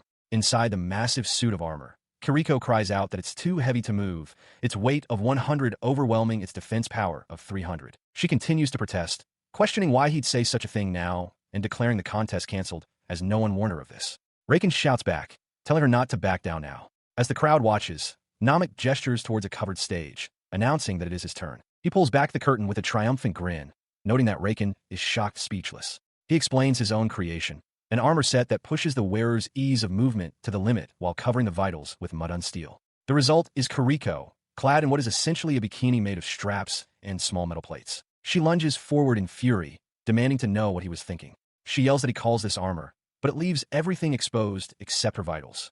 Namek stammers that while it may not protect from physical damage, her emotional pain is palpable. Kiriko screams, calling him a moron. Her outburst draws the attention of the others. The Lion Beast Man calls Namek a pervert, while Kiriko begs the president to get her out of the contraption. Raken, exasperated, declares both blacksmiths imbeciles and losers. Namek, flustered, asks what this means for the contest. He then turns to Kiriko, admitting his stubbornness, but affirming his desire to stick to his own methods. He apologizes to a dejected Raken, acknowledging that Raken's concern over his lack of customers brought them this far. Kiriko, looking at the collection of failed prototypes, asks what can be done with all this look-alike equipment. As the blacksmiths and their friends look on, defeated, Mika speaks up. She announces that she might have a good solution involving the look-alike concept. Her idea is put into motion. Alongside the chairman, Mika looks on in awe at a massive crystalline structure, a key part of the event's landscape. The result is a resounding success. Participants, like the long-haired warrior, are now equipped with beautifully crafted duplicates of their gear, made by Namek. They are thrilled with the quality, even though the items have been standardized with low stats, attack power 4 and defense power 3, making the event much safer. The chairman confirms with Mika that this was her idea. Mika explains that by establishing an upper limit on the attack and defense power of all participant equipment, they have made the entire event a safer place. She observes the unfolding scene, where people eager to display their prized equipment have begun to gather. The chairman notes that those proud of their arms are coming to show them off, and Mika muses that it's a kind of cosplay. And so, from this desire for aesthetic display without the danger of full-power gear, the concept of cosplay was born in this world. This new trend leads to an explosion of business for the dwarven smith, Namek. His workshop is now a frantic scene of hammering and shouting as Kiriko announces yet another wave of orders. Namek laments the endless work, and even his rival Raken has been roped into helping, grumbling about crafting such useless things. Despite the complaints, Namek's shop has become a specialized cosplay smithy, and business is booming, all while Mika knows she must remain focused to keep the item's attack power suppressed. Moments later, a fluffy beast man approaches Kiriko, presenting her with a newly completed piece from Namek's forge. He cheerfully informs her that her armor is ready to be tried on. However, upon seeing the minuscule pauldron, Kiriko erupts in fury, her face flushed. She vehemently refuses, shouting that she will not wear something that can barely be called. Southwest of the royal capital floats the magnificent magic city, Eru. Within an elegant mansion on the floating isle, a frantic search is underway as maids call out for a Miss Eru. One maid rushes down a hallway, asking if the girl has been found, but another confirms she is not in that section of the manor. The maid's panic intensifies. One clutches her face, worrying what will happen if Mistress Shiza finds out. Another explains the situation. It was time for Miss Eru's lesson on the recent history of magic, but there was no answer at her door.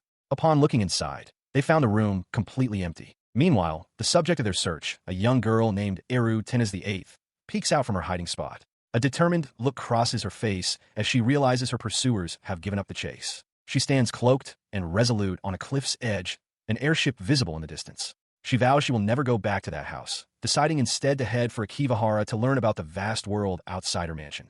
She clutches a pouch, having saved her allowance for this very day. Her journey begins on a far-from-luxurious transport. Squeezed tightly within a crowd, the girl's face is a mask of discomfort and strain. As the vessel experiences turbulence, she lets out a cry of alarm. She is packed in so tightly that her feet don't even touch the floor, prompting her to wonder aloud if this is how commoners normally travel. A kind voice asks if she's all right.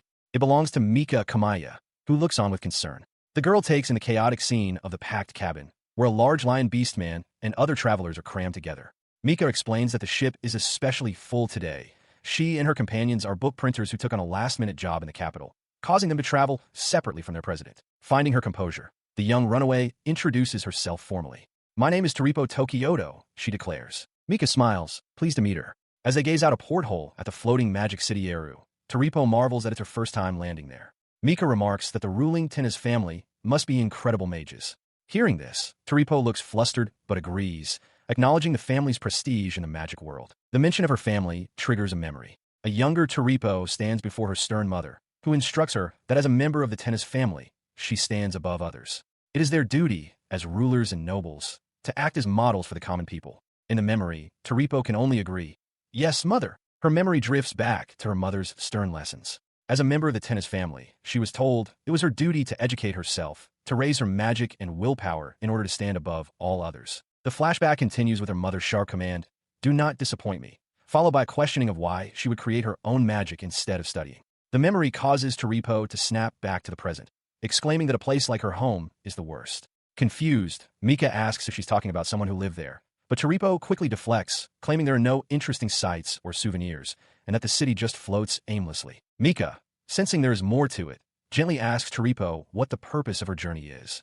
With a blush and a downward glance, Taripo admits that, in all honesty, she doesn't know. She elaborates, explaining that since she was a child, her parents have always provided everything for her. Because of this, she developed a strong desire to see the outside world for herself, a world that doesn't just exist inside textbooks. As for what her heart truly desires, she is yet to find out. Leo chimes in, expressing his complete understanding. Taripo adds that her mother would probably dismiss her feelings as serving no purpose. Mika then connects the dots, guessing that this is why Taripo came to ISEKAI'D. Assuming she's looking for books she can't find anywhere else. Taripo agrees enthusiastically, declaring that a heart would just shrivel up if everything was decided for it. Mika grimaces in sympathy, sharing that her own mother questions the point of her interests, like doujinshi, and suggests she spend her money on trendy things like parfaits instead. Mika concludes that it's not about the future. Sometimes you just need to soothe your heart in the present. As they bond, Leo senses they might be talking about slightly different things, but Mika feels a kinship. She explains the gratification of buying books with her own money is different from what one gets from parfaits. Suddenly, the airship jolts. Leo looks out the window and announces their arrival, stating they're about to touch down at the Holy Land. The moment they disembark, they are swallowed by a massive, shoving crowd. An organizer shouts for circle entries to proceed to the left. Caught in the chaos, Taripo feels a brief moment of hope, thinking she will soon be free of the throng. Her hope vanishes as she is overwhelmed by the sheer scale of the crowd at the grimoire selling fair. She wonders aloud how common people can live like this, a reality she never learned about at home. Leo marvels at the incredible world, while Mika urgently shouts for them to hurry or they'll be late. After a frantic push, Mika and Leo finally break through the main throng, panting with effort. Mika breathes a sigh of relief, noting it was a close call, as Leo confirms they somehow made it. Behind them, an official declares that entrance is now closed from that point. Before them lies the vast expanse of the event grounds, dominated by a massive, floating structure. She stands with her companions, having finally made it inside the bustling fairgrounds. Leo, carrying a large crate, notes that they barely arrived in time and must hurry to deliver books to a booth called Seasides. He reassures Mika that it's fine, quoting the saying, "Good company on the road." Taripo, however, seems uncertain, quietly questioning if it was truly all right for her to have come along. In response to their concerns, she offers a warm, confident smile. Leo, looking down at her, encourages her to also enjoy herself. He acknowledges that this might be a confusing time in her life, but expresses certainty that she will find what she's searching for here at the fair. As they navigate the chattering throng of attendees, Mika observes that books other than grimoires are turning up. The number and diversity of publications at ISEKAI'D seem to be on the rise. Leo expresses his hope that Taripo will find a good book, and Taripo agrees, certain she'll run into one. The selection is vast, ranging from books on foreign gods and herbology useful for adventurers, to history books containing hidden dungeon maps. However, a particular genre has been growing especially fast lately. Leo, seeing the various stalls, wonders aloud if that kind of thing sells in any world. Mika, with a weary but knowing expression, confirms that their business had many jobs in that genre this time. Character shipping for mythology and heroic legends. The distribution, she notes, was very hard work. Her interest piqued by the topic, Taripo approaches one such booth. The cloaked vendor invites her to take a look, and Taripo politely asks if she may. She picks up a book and begins to read, her expression shifting from simple curiosity to intense focus. She murmurs to herself that even though she doesn't need to study anymore, she can't help but be drawn in. Suddenly, her eyes widen in utter disbelief. A blush spreads across her face as she lets out a strangled gasp, completely stunned by the book's contents. Her mind races as she tries to process what she's reading. She internally questions the nature of the relationship depicted between two figures, Tettle and Harshin, unable to comprehend the context. What kind of book is this? She thinks, completely bewildered. Despite her shock, she quickly decides to purchase a copy, handing over her payment. The vendor, Naki, explains her rationale. The two characters are originally opposed to each other, but she believed that very opposition is why they would be able to understand each other's feelings. Flustered, Taripo asks if Naki is the one who created it. She gulps, overwhelmed by the sheer volume of books at the necromancer's booth. Are all the books here? She murmurs in disbelief. Naki clarifies that it was just a coincidence she found that particular book. Tentatively, Taripo asks if she may have a look, and Naki warmly encourages her to do so. As she begins to read, her eyes widen. She can't believe how intensely the feelings between the legendary figures Tettle and Harshin could be interpreted. "This is amazing," she shouts, completely captivated. In the background, Naki smiles, asking if she'll take a copy. The story's contents overwhelm her. "Thank you so much," she cries out, deeply moved. "So noble. I can't take any more." Her emotions are in turmoil, a mixture of awe and shock. After her purchase, she walks away dazed, her knees feeling weak. She reflects that lining up for hours was worth it, thankful that she managed to get a book from the popular seaside booth. She looks down at her haul, bewildered at how she ended up buying every single book she looked at. Meanwhile, Mika and Leo arrive at their destination, only to find a massive queue of people. Mika looks towards the front, confirming with a thought, "This here is the line for Seaside?" Having finally reached the front, Mika requests the new book and 3 additional copies. She internally justifies the large purchase as a necessary step for future reference to better understand the outside world. Nearby, Naki also stands in line, ready to make her own purchase. The next customer steps forward, requesting a single copy. As the book is placed on the counter, the customer and the seller lock eyes. It is Taripo, and the woman behind the booth is her own mother, Mistress Shiza.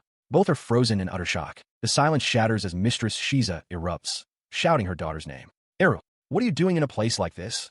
she demands, reminding her that the outside world is dangerous and that she should be attending her magic history lessons. Recovering her composure, Taripo retorts that adults have their own reasons for doing things. She confronts her mother, questioning if her recent seclusion in her room was for this very purpose.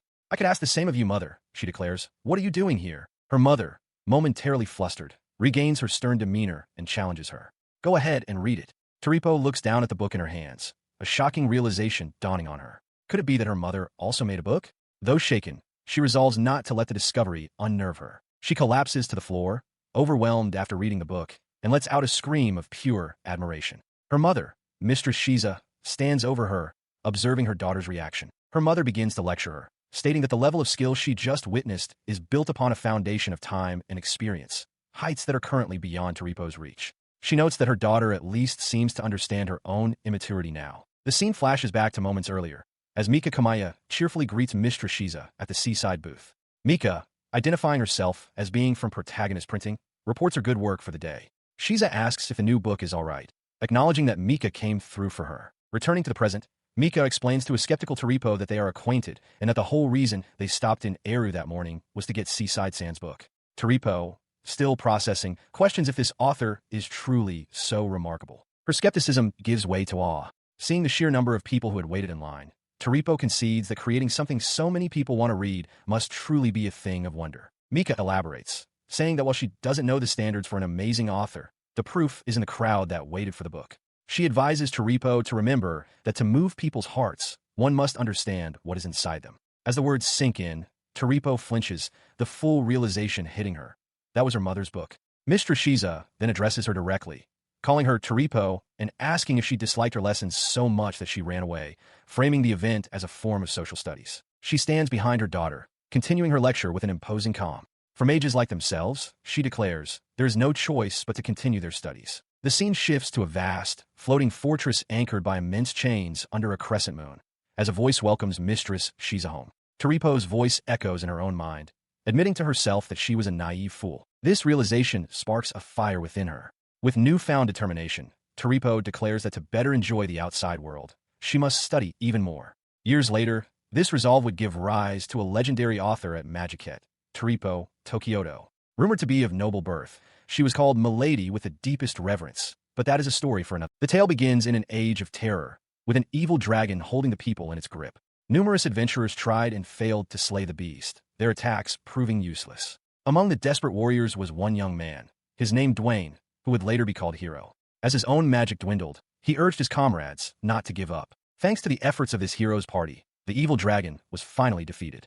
However, the hero who had fought to his last breath, Dwayne, disappeared to parts unknown, calling out to his partner. In his wake, only his cherished sword remained. Legend says that the blade will one day guide its bearer to become the hero of the next era. In the present day, a festival is underway. A muscular man named Zale strains with all his might to pull that very sword from a stone it is embedded in. From the sidelines, a companion shouts encouragement, telling him not to give up and to put more effort into it. He continues to pull, grunting and groaning, but the sword does not budge. Watching from the crowd, a powerfully built man named Zangula, who claims to be the strongest in the village, scoffs.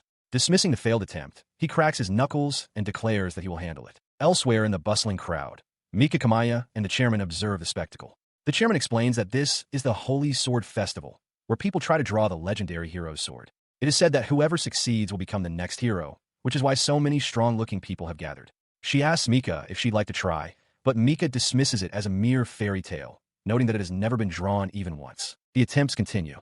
Now, an elderly man, known as the Wise Dalsham, takes his turn, pulling with a strained expression. An onlooker comments that he can't bear to watch, certain that these hopeless attempts will never succeed. He fails, and the crowd murmurs that it's no good. The same onlooker sighs in resignation.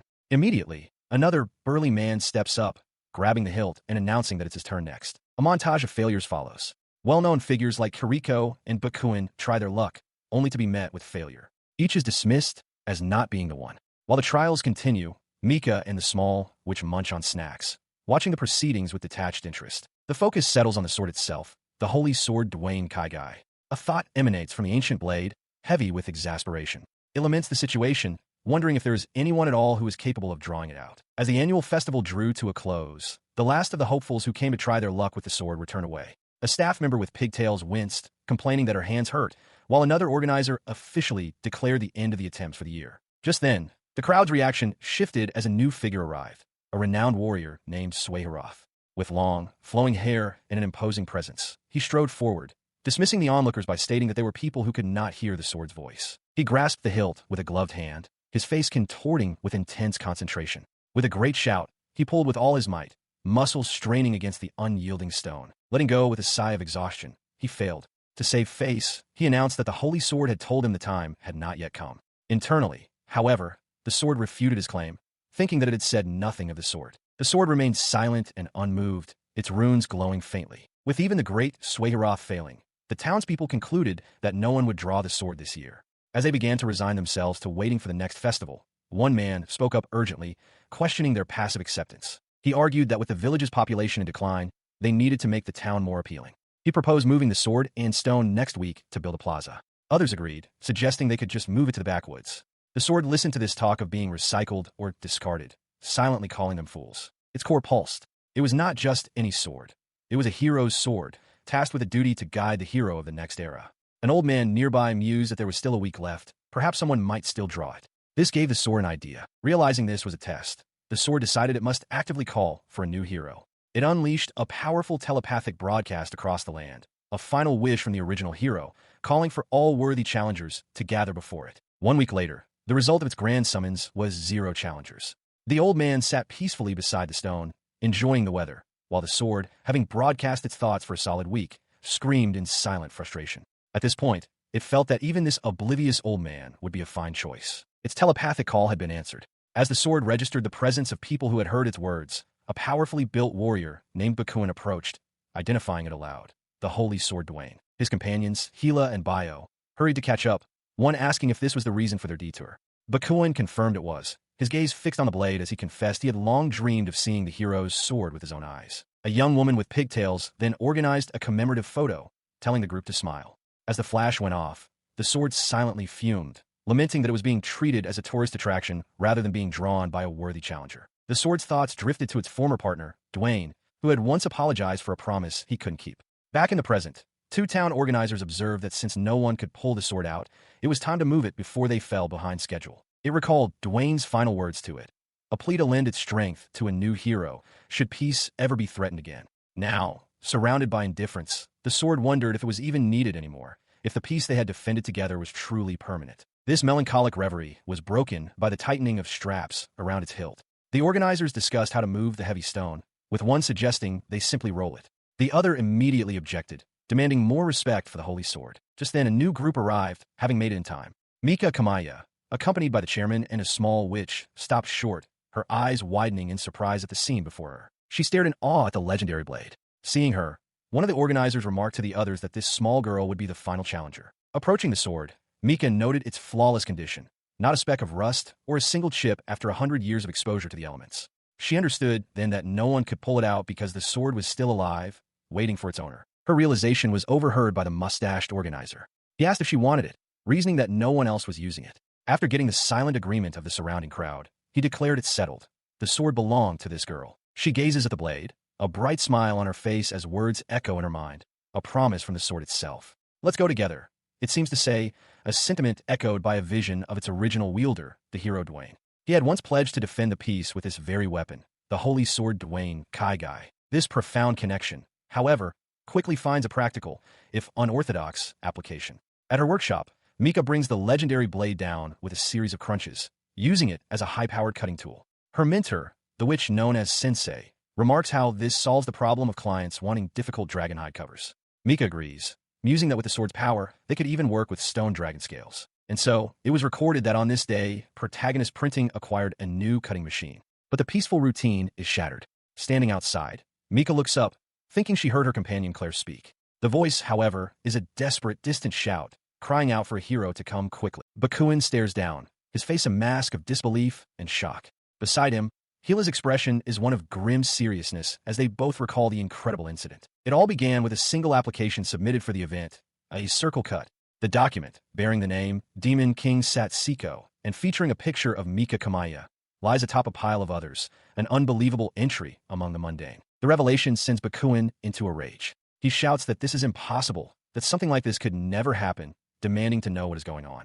Hila, her heart pounding, pleads with him not to yell as he declares that if this is real, it will be truly outrageous. Mika, utterly lost, asks what a demon king even is, prompting an exasperated shout from Beji. Nearby, Hila and Bakuin process the unbelievable news. The demon king Satsuko has submitted an application. The name carries immense weight, evoking legends of an ancient, epic battle. Satsuko is known as a great figure from the spirit world, even extolled as the second coming of the demon god Mizora.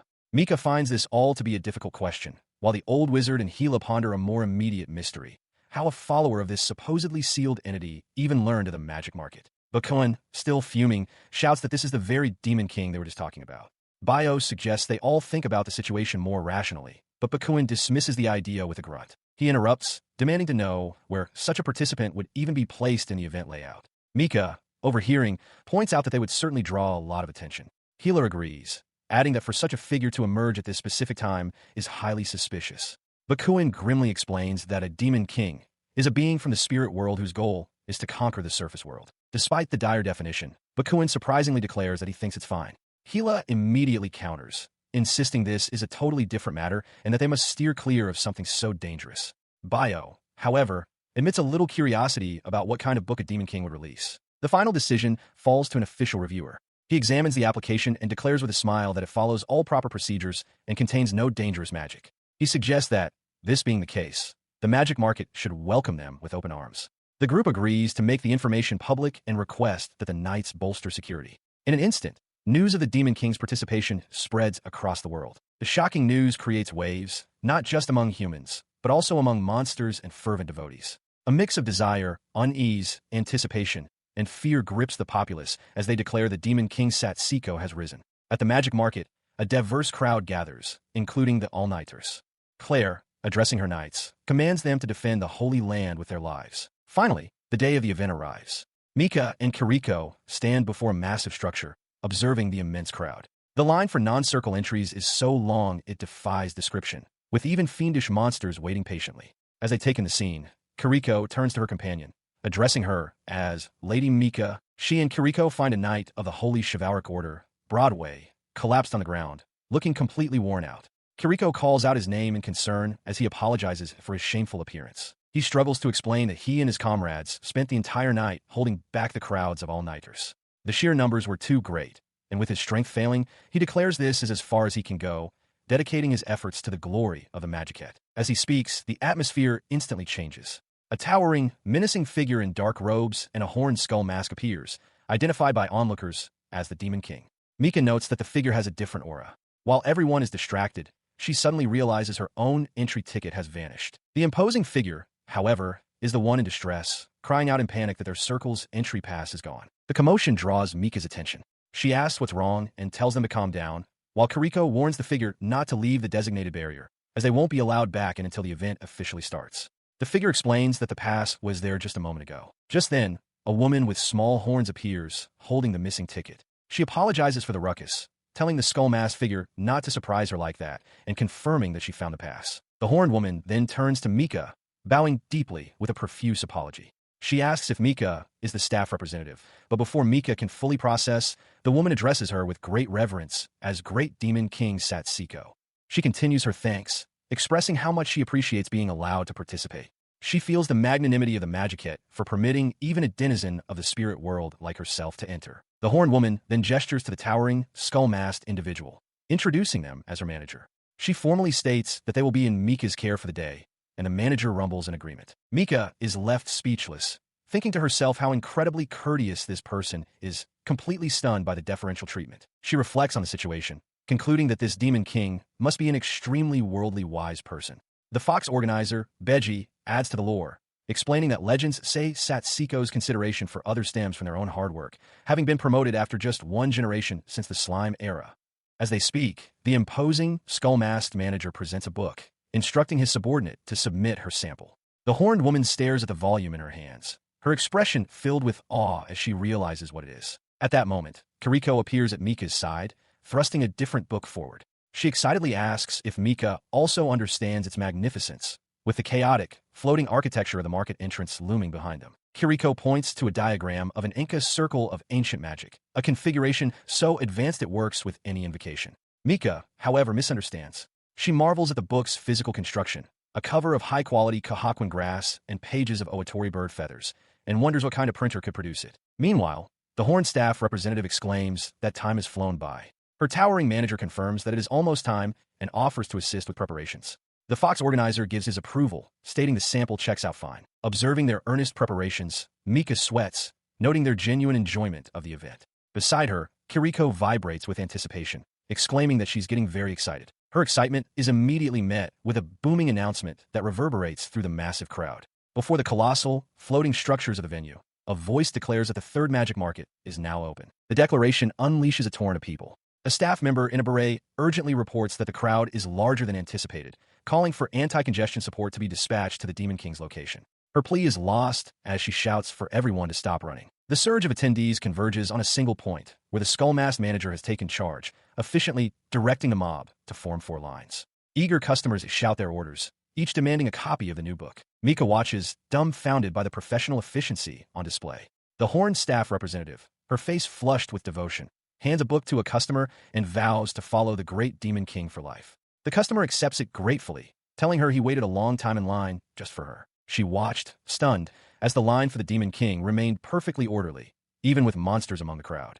The fox-like organizer, Beji, expressed his amazement at their customer service, noting the complete lack of wasted time. Mika could only wonder if this unnatural discipline was a result of the Demon King's power. That fragile piece was shattered in an instant.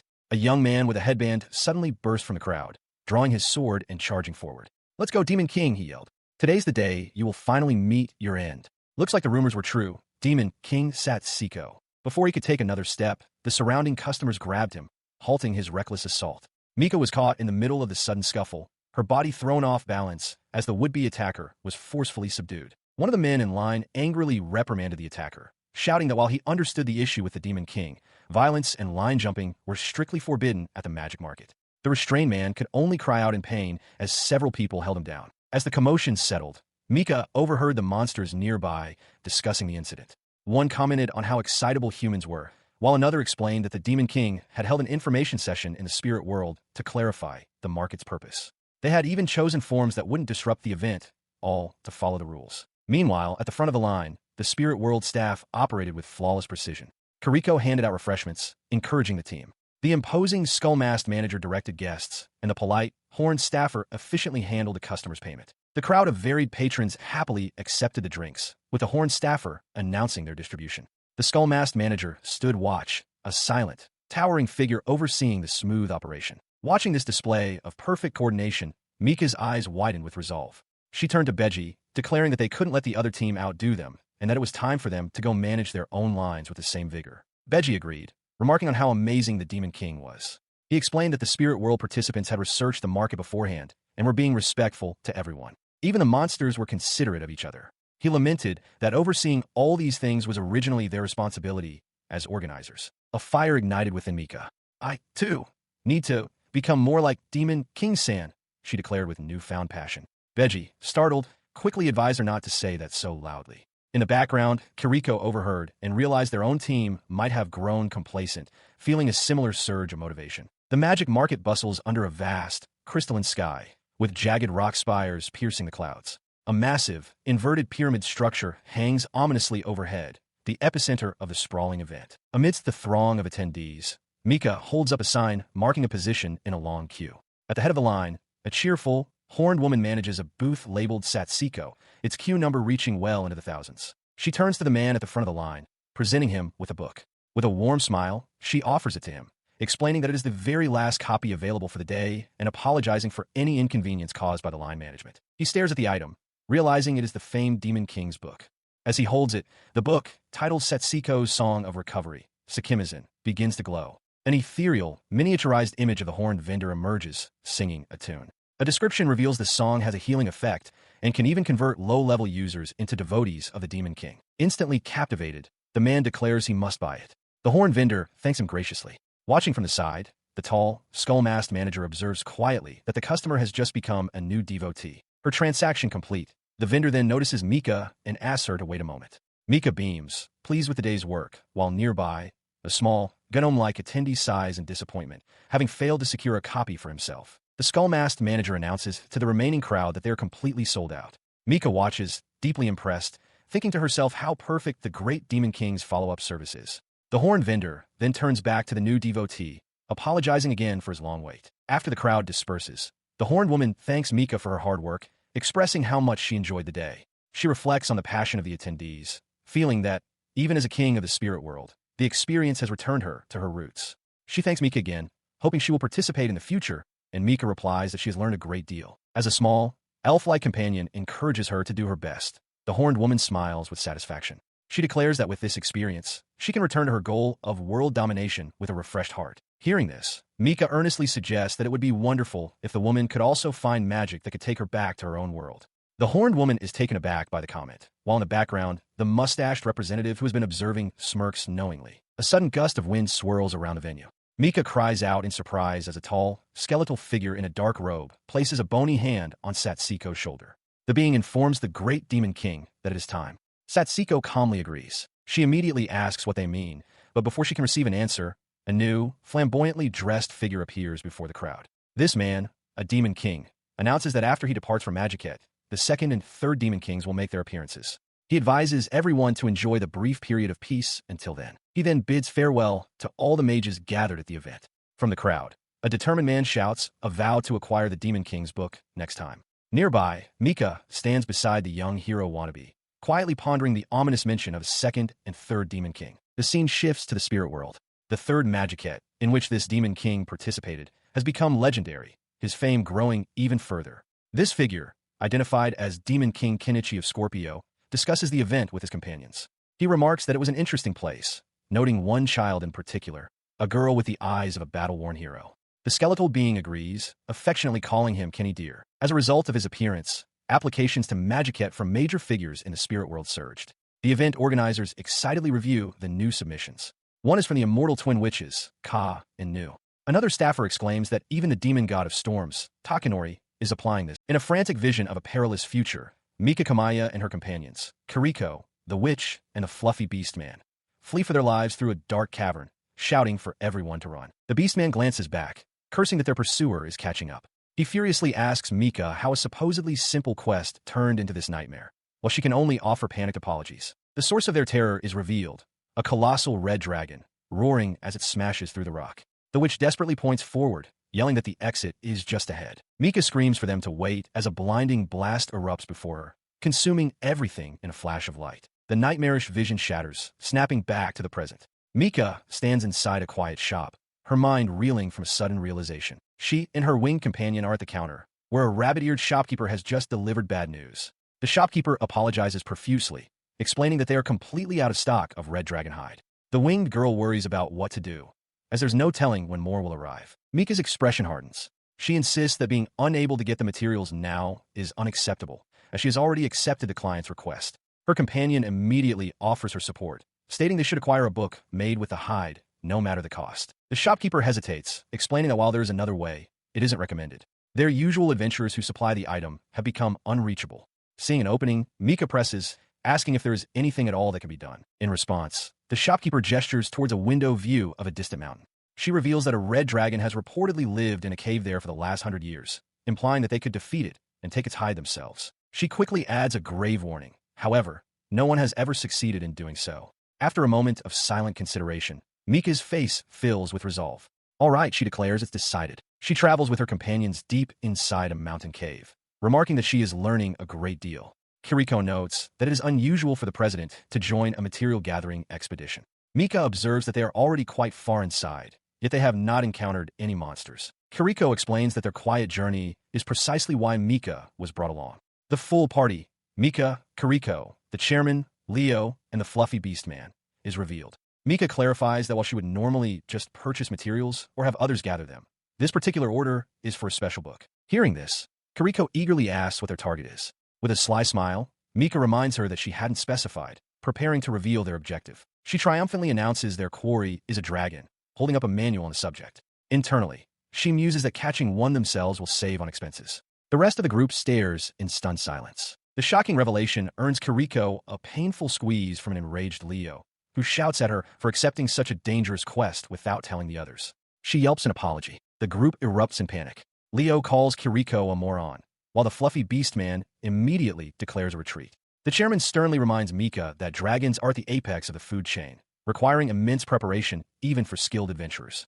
The beast man laments that they were about to walk straight into their deaths. Their argument is cut short by a piercing screech echoing from deeper within the cave. Raken shouts at the party, asking if they are daft. He points out their dilemma. If they stay, their obituaries will be printed, but if they leave, they won't have the materials needed for the book. The sound terrifies Mika. The chairman realizes the dragon has sensed their presence, and Kiriko urges them to escape before it finds them. Before they can move, a massive, horned head emerges from the darkness, a low growl rumbling from its throat. The fluffy beast man sweats, stating the obvious. It has already found them. As the red dragon lets out a deafening roar, the chairman steps forward, ordering everyone back. She raises her staff, chanting an incantation to combine fire and wind, and unleashes a powerful blast of detonation magic directly at the beast. Her powerful spell fills the cavern with smoke and debris. The chairman notes that it didn't take the dragon out, but it should buy them a little time. She urges her companions to take this chance to flee. From within the swirling dust, the colossal red dragon emerges, roaring, seemingly unfazed by the blast. With a determined expression, she gives a clear command to her party, run with all their might. Moments later, having somehow escaped the immediate danger, Kiriko and the fluffy beastman pause to catch their breath.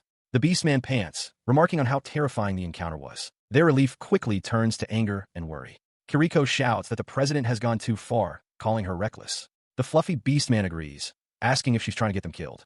Even Raken, the dwarf, throws his hands up in frustration, declaring he quits. Amidst the argument, Kiriko realizes someone is missing and calls out, asking for the president's whereabouts as the dragon's massive tail slithers into view behind him. Mika, however, was not with them. A look of pure dread crosses her face as she realizes she didn't make it out in time. The immense shadow of the red dragon falls over her. The beast lets out a guttural sound of annoyance, casually flicking aside the battered helmet of some previous, less fortunate intruder with one of its massive claws. It then turns its furious gaze upon Mika, roaring at the imbecile who dared to barge into its home and cause such a ruckus. Mika is stunned into silence as the dragon continues its tirade, pointing out that its nest is now a complete mess thanks to her explosion magic and demanding to know if she's even listening. Completely bewildered, Mika manages to ask the one question on her mind. "You can talk?"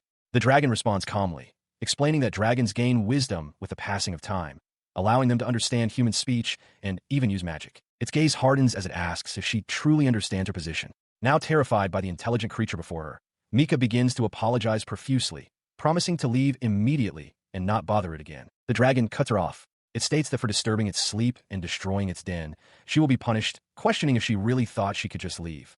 As Mika lets out a terrified shriek, her expression suddenly shifts from fear to a sly, confident smile. "Wait," she interjects, halting the colossal beast. Her proposition, it turned out, was an offer to clean. Dressed in an apron with a cloth over her mouth and a bandana on her head, she stood before the red dragon, who declared that since the mess was her fault, she would be the one to clean the entire chamber. She agreed with surprising enthusiasm. The dragon continued its instructions, ordering her to wipe everything down after she was done and to be careful sweeping up the dangerous stone and wood shards scattered by the explosion. Again, she readily complied. As she began straightening out the items scattered around the room, starting with a large pile of swords, the dragon added another task. She was to throw away the old straw from its nest and replace it with fresh straw. Straining under the weight of the blades, Mika noted the sheer quantity of them, privately thinking she hadn't expected the beast to be so particular. The dragon explained that the sword were left behind by fools who drop them every time they flee. It preferred they take their belongings, so it collected the weapons in a treasure chest near the exit, much like forgotten umbrellas at a train station, before bellowing its frustration at the absent-minded intruders. Following a clear system, she began to organize the hoard. Food and wine were to be taken to the storehouse in the back, herbs placed in a chest in the center, and gold and gems stored in a chest down a separate path. She acknowledged the instructions and set to work. Watching her work, the dragon mused that human dwellings must also have a specific place for everything. Mika, momentarily distracted while carrying a bundle, offered a quick apology, but the beast gruffly told her not to slack off. She continued her work under the creature's unblinking watch, feeling its intense gaze boring into her. The constant scrutiny was unnerving. Finally, she couldn't take it anymore and turned to the beast, admitting that she couldn't keep calm with it staring at her so intently. The dragon simply grunted in acknowledgement. She quickly apologized, but the dragon clarified its position. It explained that watching her was simply boring, especially after someone had destroyed its nest and possessions. It wondered aloud if there wasn't something else it could do to pass the time. At this, an idea sparked in Mika's mind. In that case, she had the perfect solution. With a bright smile, she presented a thick tome, asking how it would like a book. The volume she held was an encyclopedia of dragon and human history, catching the ancient creature's interest. She realizes that while the dragon is engrossed in the book, she can finally begin her work. With a sigh of relief, she acknowledges that this distraction will at least help pass the time. With that, she throws herself into the cleanup at full speed, straining with all her might to lift a heavy crate. Her noisy efforts draw the dragon's attention. It complains she's being too loud before asking if there is another volume of the book. Startled, Mika turns and calls out a questioning yes. She explains that the book was newly published at something called ISEKAI'D, so a second volume isn't available yet. When the dragon seems confused, she clarifies that ISEKAI'D is a selling fair where mages bring books they've created to sell and trade with others. The dragon scoffs, asking if she dislikes humans. Mika mentions the event has about 50,000 attendees, a number that startles the beast. It declares that it cannot go to such a place and will have to give up on the idea. It elaborates on its disdain, calling humans an unsympathetic and pathetic lot. The dragon explains that people assume dragons are monsters, fearing them with no desire for coexistence. It adds that at worst, some humans only seek fame and fortune by attempting to defeat it. The beast's suspicion then falls upon her. It asks directly if she, too, came to defeat it, complaining that humans swarm together like disgusting bugs. She confirms that this is indeed the situation, admitting she had anticipated as much. Mika then reveals her true purpose. There hasn't been any dragon hide available in the market lately, implying she came seeking it as a resource. After a moment of silence, she asks if something is wrong. The dragon erupts, roaring for her to be quiet because it is trying to think. It commands her to get back to cleaning, and she hastily agrees. Wiping sweat from her brow, she lets out a quiet sigh of relief, having navigated the tense conversation without being eaten. She had been busy, using discarded materials from the dragon's hoard. She had tidied a section of the cave, constructing a small bookshelf and a surprisingly comfortable-looking nest. With a flourish, she declared her work complete. Her declaration caught the red dragon's attention. It observed the newly furnished space, noting how much neater it had become and that it could even move its tail comfortably in a new nest. Mika explained that she had used leftover scraps for the furniture. Seeing the dragon's apparent satisfaction, she realized the time was right to proceed. As she prepared to make a request, the dragon shifted, pushing a large, pale object toward her. It was a massive piece of shed skin from its last molt.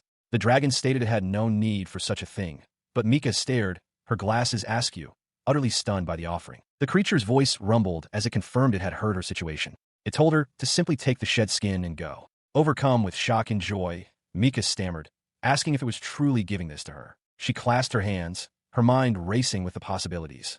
With this, they could finally come to an arrangement. The dragon, however, looked on with a hint of confusion, questioning what could be so good about its discarded skin. Mika, lost in her own excitement, exclaimed that they could now make that book. Sometime later, at what appeared to be a bookbinder's shop, Mika presented the finished product. A young man with spiky hair accepted the book, its cover bound in the rare red dragon skin. He declared it wonderful, even better made than he had expected. Mika, standing beside him, beamed with relief, thankful that the book could be made. The man's excitement was palpable. He clutched the book, his face alight with ambition, proclaiming that with this tome, he would instantly rise to fame as a researcher of dragons. Mika, witnessing his outburst, could only watch in stunned silence. Having fulfilled her part of the bargain, Mika returned to the red dragon. She thanked it profusely for its help. Then, she presented a list, asking if the dragon had the items she had requested in return. The dragon acknowledged her, confirming it had most of the books from the list she had provided. It admitted its surprise when she first proposed the deal, and confessed that while it dislikes humans, the books from ISEKAI'D held its interest. It then clarified the terms. It would do that, but in return, it wanted her to purchase some of those books for it. The researcher, also present, commented that this would give him something to do for a while, and thanked Mika for her help. She hefted a heavy wooden crate filled with the purchased tomes. When the dragon noted its weight and asked if she needed it delivered, Mika shook her head with determination. She insisted it was fine and that she would carry them home herself. She cheerfully waves goodbye as the colossal red dragon departs, the crate of books held gently in its maw. The dragon confirms it will order more books in the future and, in return, will bring more of its skin after its next molt. Mika enthusiastically agrees, already looking forward to their next transaction. As a result of this unprecedented deal, Red Dragonhide is officially added to Protagonist Printing's list of available cover materials.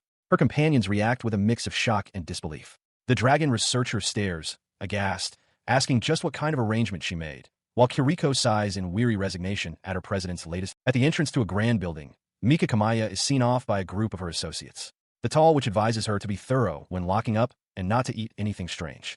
The young man with the headband warns her against letting strangers inside. Mika, eager to depart, reassures them she'll be fine and hurries them along. On this memorable day, elsewhere, the night Claire frets to herself. She tries to rationalize that it will only be for 2 days, but immediately admits that she just can't help worrying. Meanwhile, at the Protagonist Printing Company, Mika collapses onto the pavement, utterly exhausted. It is the start of her very first vacation.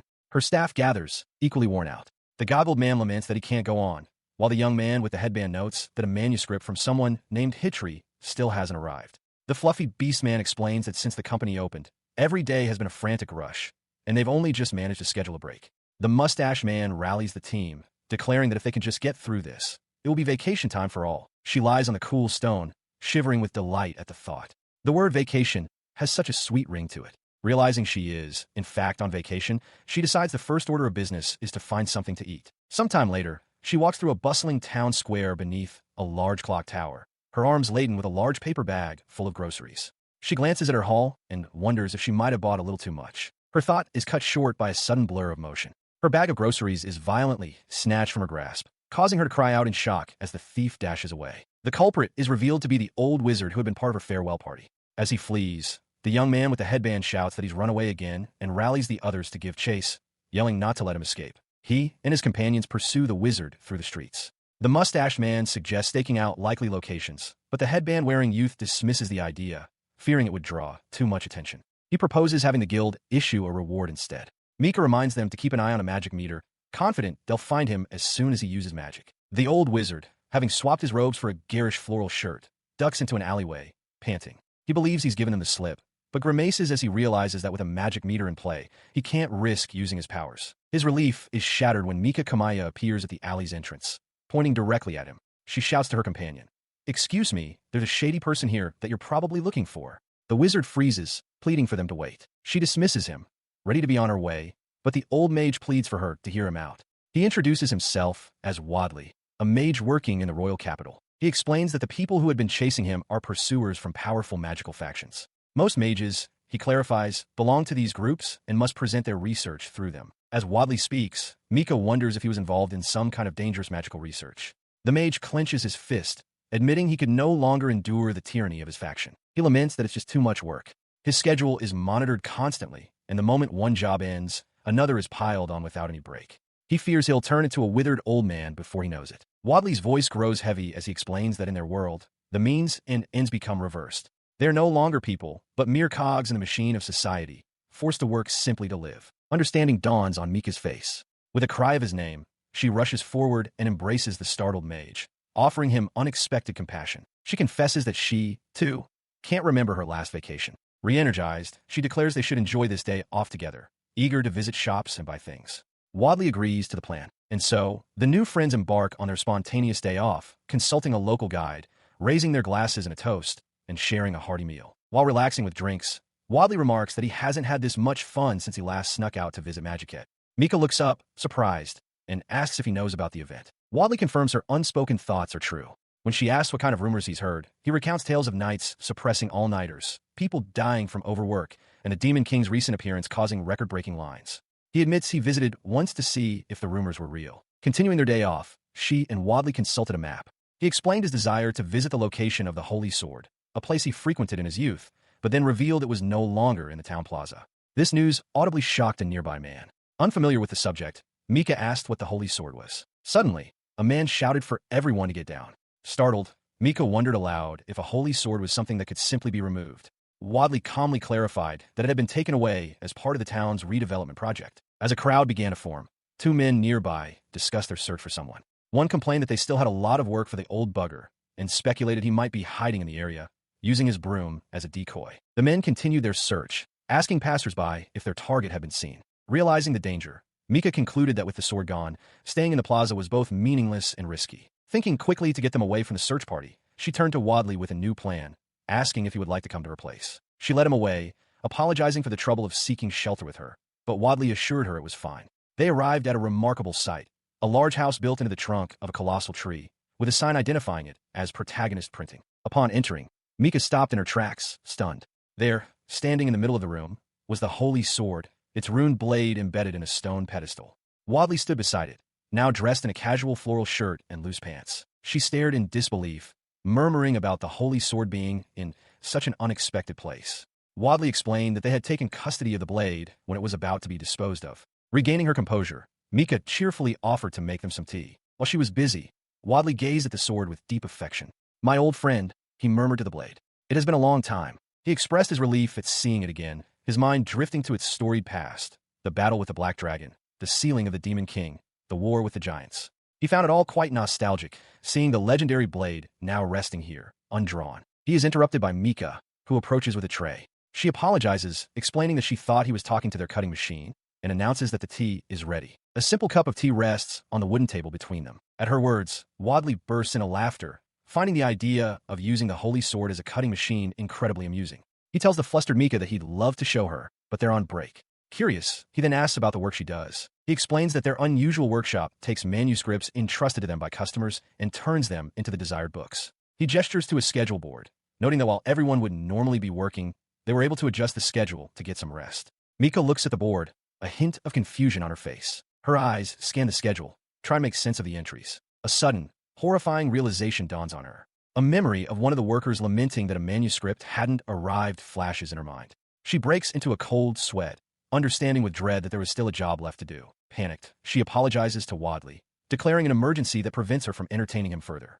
At that moment, Claire and Kiriko rush in, shouting that there's an urgent job they must complete immediately or they won't make it. Wadley calmly asks Mika if she'll be all right. While the others are in disarray, his gaze shifts to the holy sword resting by the window. He calmly calls out to Kiriko. Mika desperately pleads for any assistance, explaining that reinforcements are on their way. In response, Wadley offers to help out as a part-timer. A simple hand gesture seals their temporary contract. With the deal struck, the holy sword erupts with power. Guided by Wadley, with Mika assisting, the legendary blade becomes a blur of motion, slicing through immense stacks of paper with supernatural speed and precision. The old mage, Wadley, confirms the task is complete. Mika stares in astonishment at the perfectly crafted books, unable to believe they were made in a single instant. He then declares his payment, stating he will take these items and request to be guided to the holy sword to be served some good tea. As he departs with a chuckle, the small, fluffy beast man cheers enthusiastically. Mika, her eyes shining, is left with the overwhelming thought that mages are truly awesome. Her awe is interrupted by the arrival of Claire and the chairman. Claire asks what is going on, and Mika apologizes for calling them, explaining that everything somehow worked out. Kiriko chides Mika for overlooking a job, and Claire asks if she managed it all by herself. Mika explains that a maid she met that day helped her, which causes the chairman to look on with sudden alarm. Mika confirms the mage went home normally, but the chairman grabs her shoulders, demanding to know how she could do such a thing and asking urgently if the person is all right. The witch explains her panic to a concerned Claire. The duplication of grimoires has long been forbidden to prevent dangerous magic from entering circulation. She notes that those who disregard the ban face consequences, which is why all mages include a warning in their books against unauthorized duplication. Mika calmly interjects that she is fine, as she received explicit permission from the creator. The chairman remains upset, reminding Mika of her warning not to let strangers in. Bowing low, Mika apologizes and explains that the mage offered to help as a part-timer. The chairman sighs in relief, realizing that by becoming a temporary employee, the mage had understood and legally bypassed the taboo. With the crisis averted, Mika's excitement returns as she gushes about how the mage made books appear right out of nowhere. The chairman, however, eyes her suspiciously, questioning the meaning of right out of nowhere. In the middle of a bustling street, a figure with long white hair and a distinctive wizard's hat stands out. The crowd recognizes him instantly, their shouts echoing through the square. Great sage, Lord Sho Wadley. Peeking from behind a nearby wall, Mika Kamaya confirms his identity with a whisper. He turns, a weary look on his face as he mutters about Magic. At that moment, a trio of associates appears before him, explaining they flew over immediately after sensing the huge surge of magical power he had just unleashed. They chide him for dawdling and implore him to return quickly. With a sigh of resignation, Wadley agrees, understanding he's been caught. As she watches the scene unfold, Mika reflects on the character of the man she just worked with. She considers his magnanimity in accepting a request from a demon king, his cleverness in handling emergencies, and the fact that he is deemed worthy of the Holy Sword's notice. Her admiration is cut short by the reality of Wadley's situation. He is immediately swarmed by a frantic crowd, each person vying for his attention. One claims to have found him first, another insists their academic conference is next on his schedule, and a third demands he work on their faction's manuscript. Overwhelmed, the great sage can only wonder to himself if he will even be able to attend the next magic. Aboard an airship, the vessel shakes violently as it approaches a massive storm zone in the sky. The crew shouts for everyone to hold on tight. The turbulence causes panic inside. Mika Kamaya cries out, asking why this is happening, as she and the fluffy beast man watch a massive, bird-like creature get swallowed by the swirling clouds. The beast man tries to calm her, but then gasps in horror as the creature's massive eye turns to look directly at their ship. This catastrophe was not entirely unforeseen. 3 days prior, Mika had observed the sky from a tall, tree-like structure, noting to the fluffy beast man that the clouds were looking menacing and that it seemed rain was on its way. Back in the present chaos, Bakuon grabs the chairman, shouting that they have serious trouble and that the entire Magicat event might be lost. He dismisses Mika's bewildered question about what is happening. He bellows that this is nothing as simple as bad weather.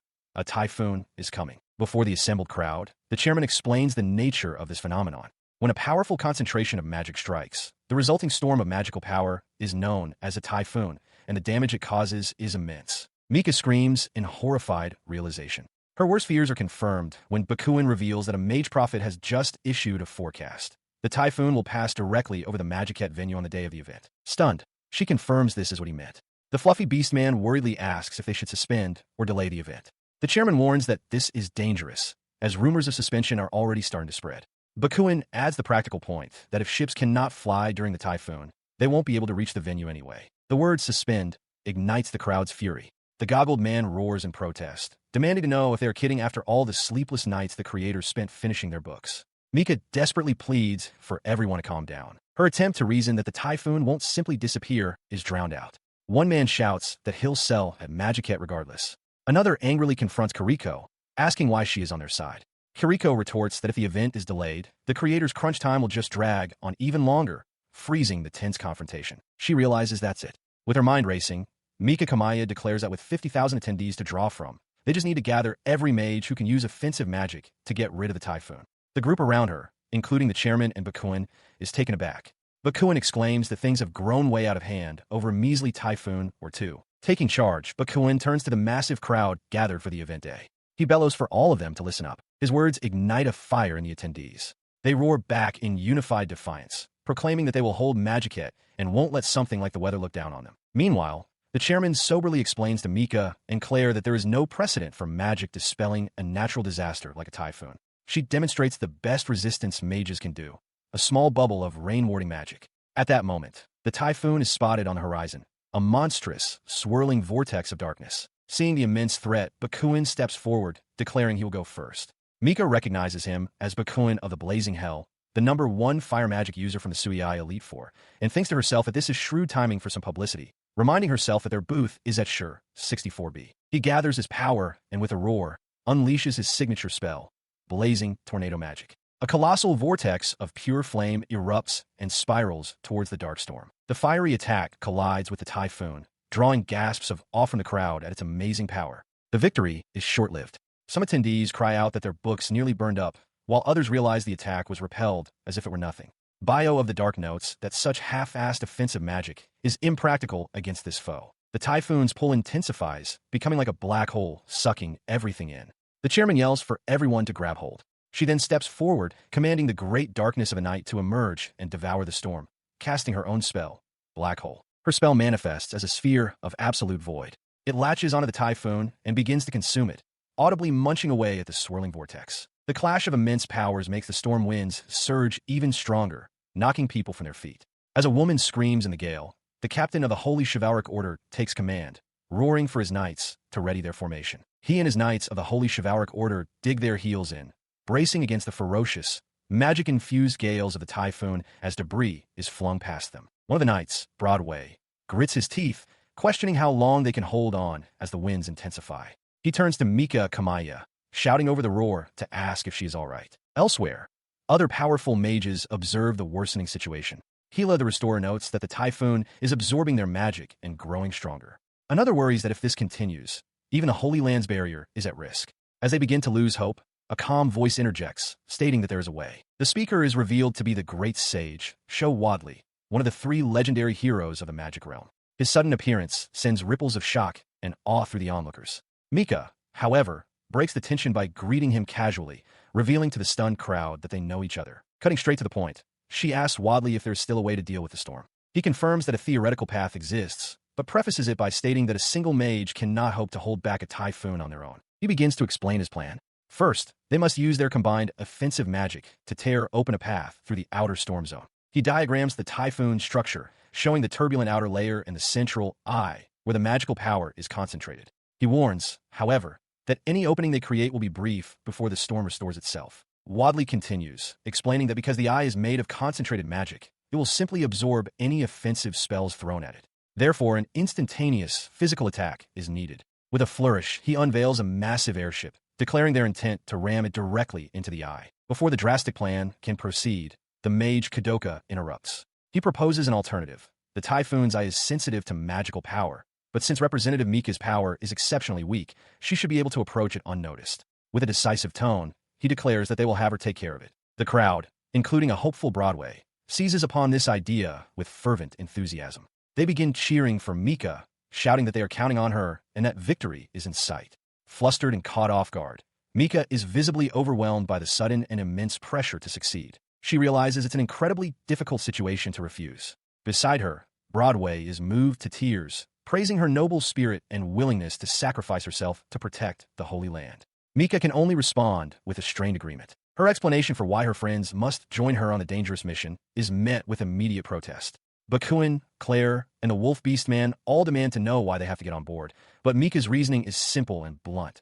She doesn't want to die alone. While they argue, the great sage Wadley addresses the assembled crowd before a large airship. He announces that they will divide into 2 groups, one to cut open the storm zone, and another to strengthen and propel the vessel. This plan is met with skepticism. One man in the crowd complains that since he isn't a faction member, he'll be of no use. Nearby, the hooded mage Kadoka dismisses the humans as hopeless, while another onlooker questions if such a feat is even possible. The murmuring is silenced by a sudden arrival. A man in magnificent robes and an elaborate headdress appears, identified by the shocked crowd as Demon King Satsuko. They wonder aloud if this notorious figure has applied to participate in the event again. The Demon King approaches Kadoka, stating that their interests seem to coincide in this case. The hooded mage appears pleased, remarking that this development is quite heartening. Seeing this unexpected alliance, a wave of optimism spreads through the crowd. With even the Demon King joining the effort, they begin to believe that maybe, just maybe, the plan will work out after all. With the powerful mages united, Wadley calls for everyone to ready themselves. Mika steels her nerves, realizing it's all or nothing. The great sage then gives the command, roaring for everyone to focus and pour their magical power into a spell. In response, they unleash a colossal spell, Double Mateo.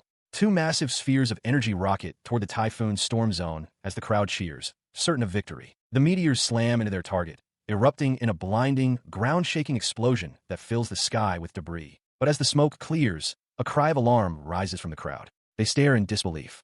The eye of the typhoon floats serenely in the sky, completely unharmed by the assault. It seems impossible. On the horizon, the colossal typhoon, which had moments before seemed unstoppable, abruptly changes its trajectory. From the ground, an observer shouts in disbelief that the storm has altered its course. The storm's sudden retreat is misinterpreted as a victory. A wave of jubilation sweeps through the coalition of mages, who erupt in triumphant cheers, believing their combined power ultimately succeeded in repelling the threat. Amidst the celebration, however, Claire's face is grim. She solemnly vows not to let Lady Mika's sacrifice be in vain, as Broadway laments the outcome.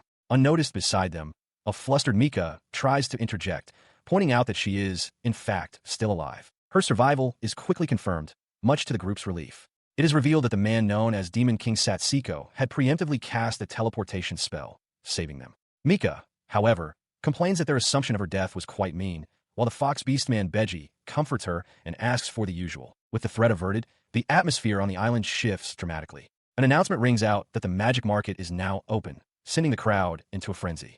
As everyone rushes to set up their stalls or start shopping, Mika breathes a sigh of relief, admitting she truly thought it was all over. Despite the festive mood, a look of fierce determination crosses her face. She reaffirms her vow not to give up until she can return to her own world. This event becomes the seed of a new, albeit false, legend, that the power of 50,000 mages sent the Typhoon off its course. Elsewhere, during the bustling market, a rabbit-eared shopkeeper tells a customer that someone had been searching for a mage. She notes their unlucky timing with the market going on and mentions she had them post a request on the notice board, only to realize she forgot to ask for their name. On that very board, amidst a flurry of local notices, one message stands out. Penned in a script from her world, it asks a simple, desperate question. Isn't there anyone else who has come to this world? Below it is a name, Yamamoto, and an address in Tokyo.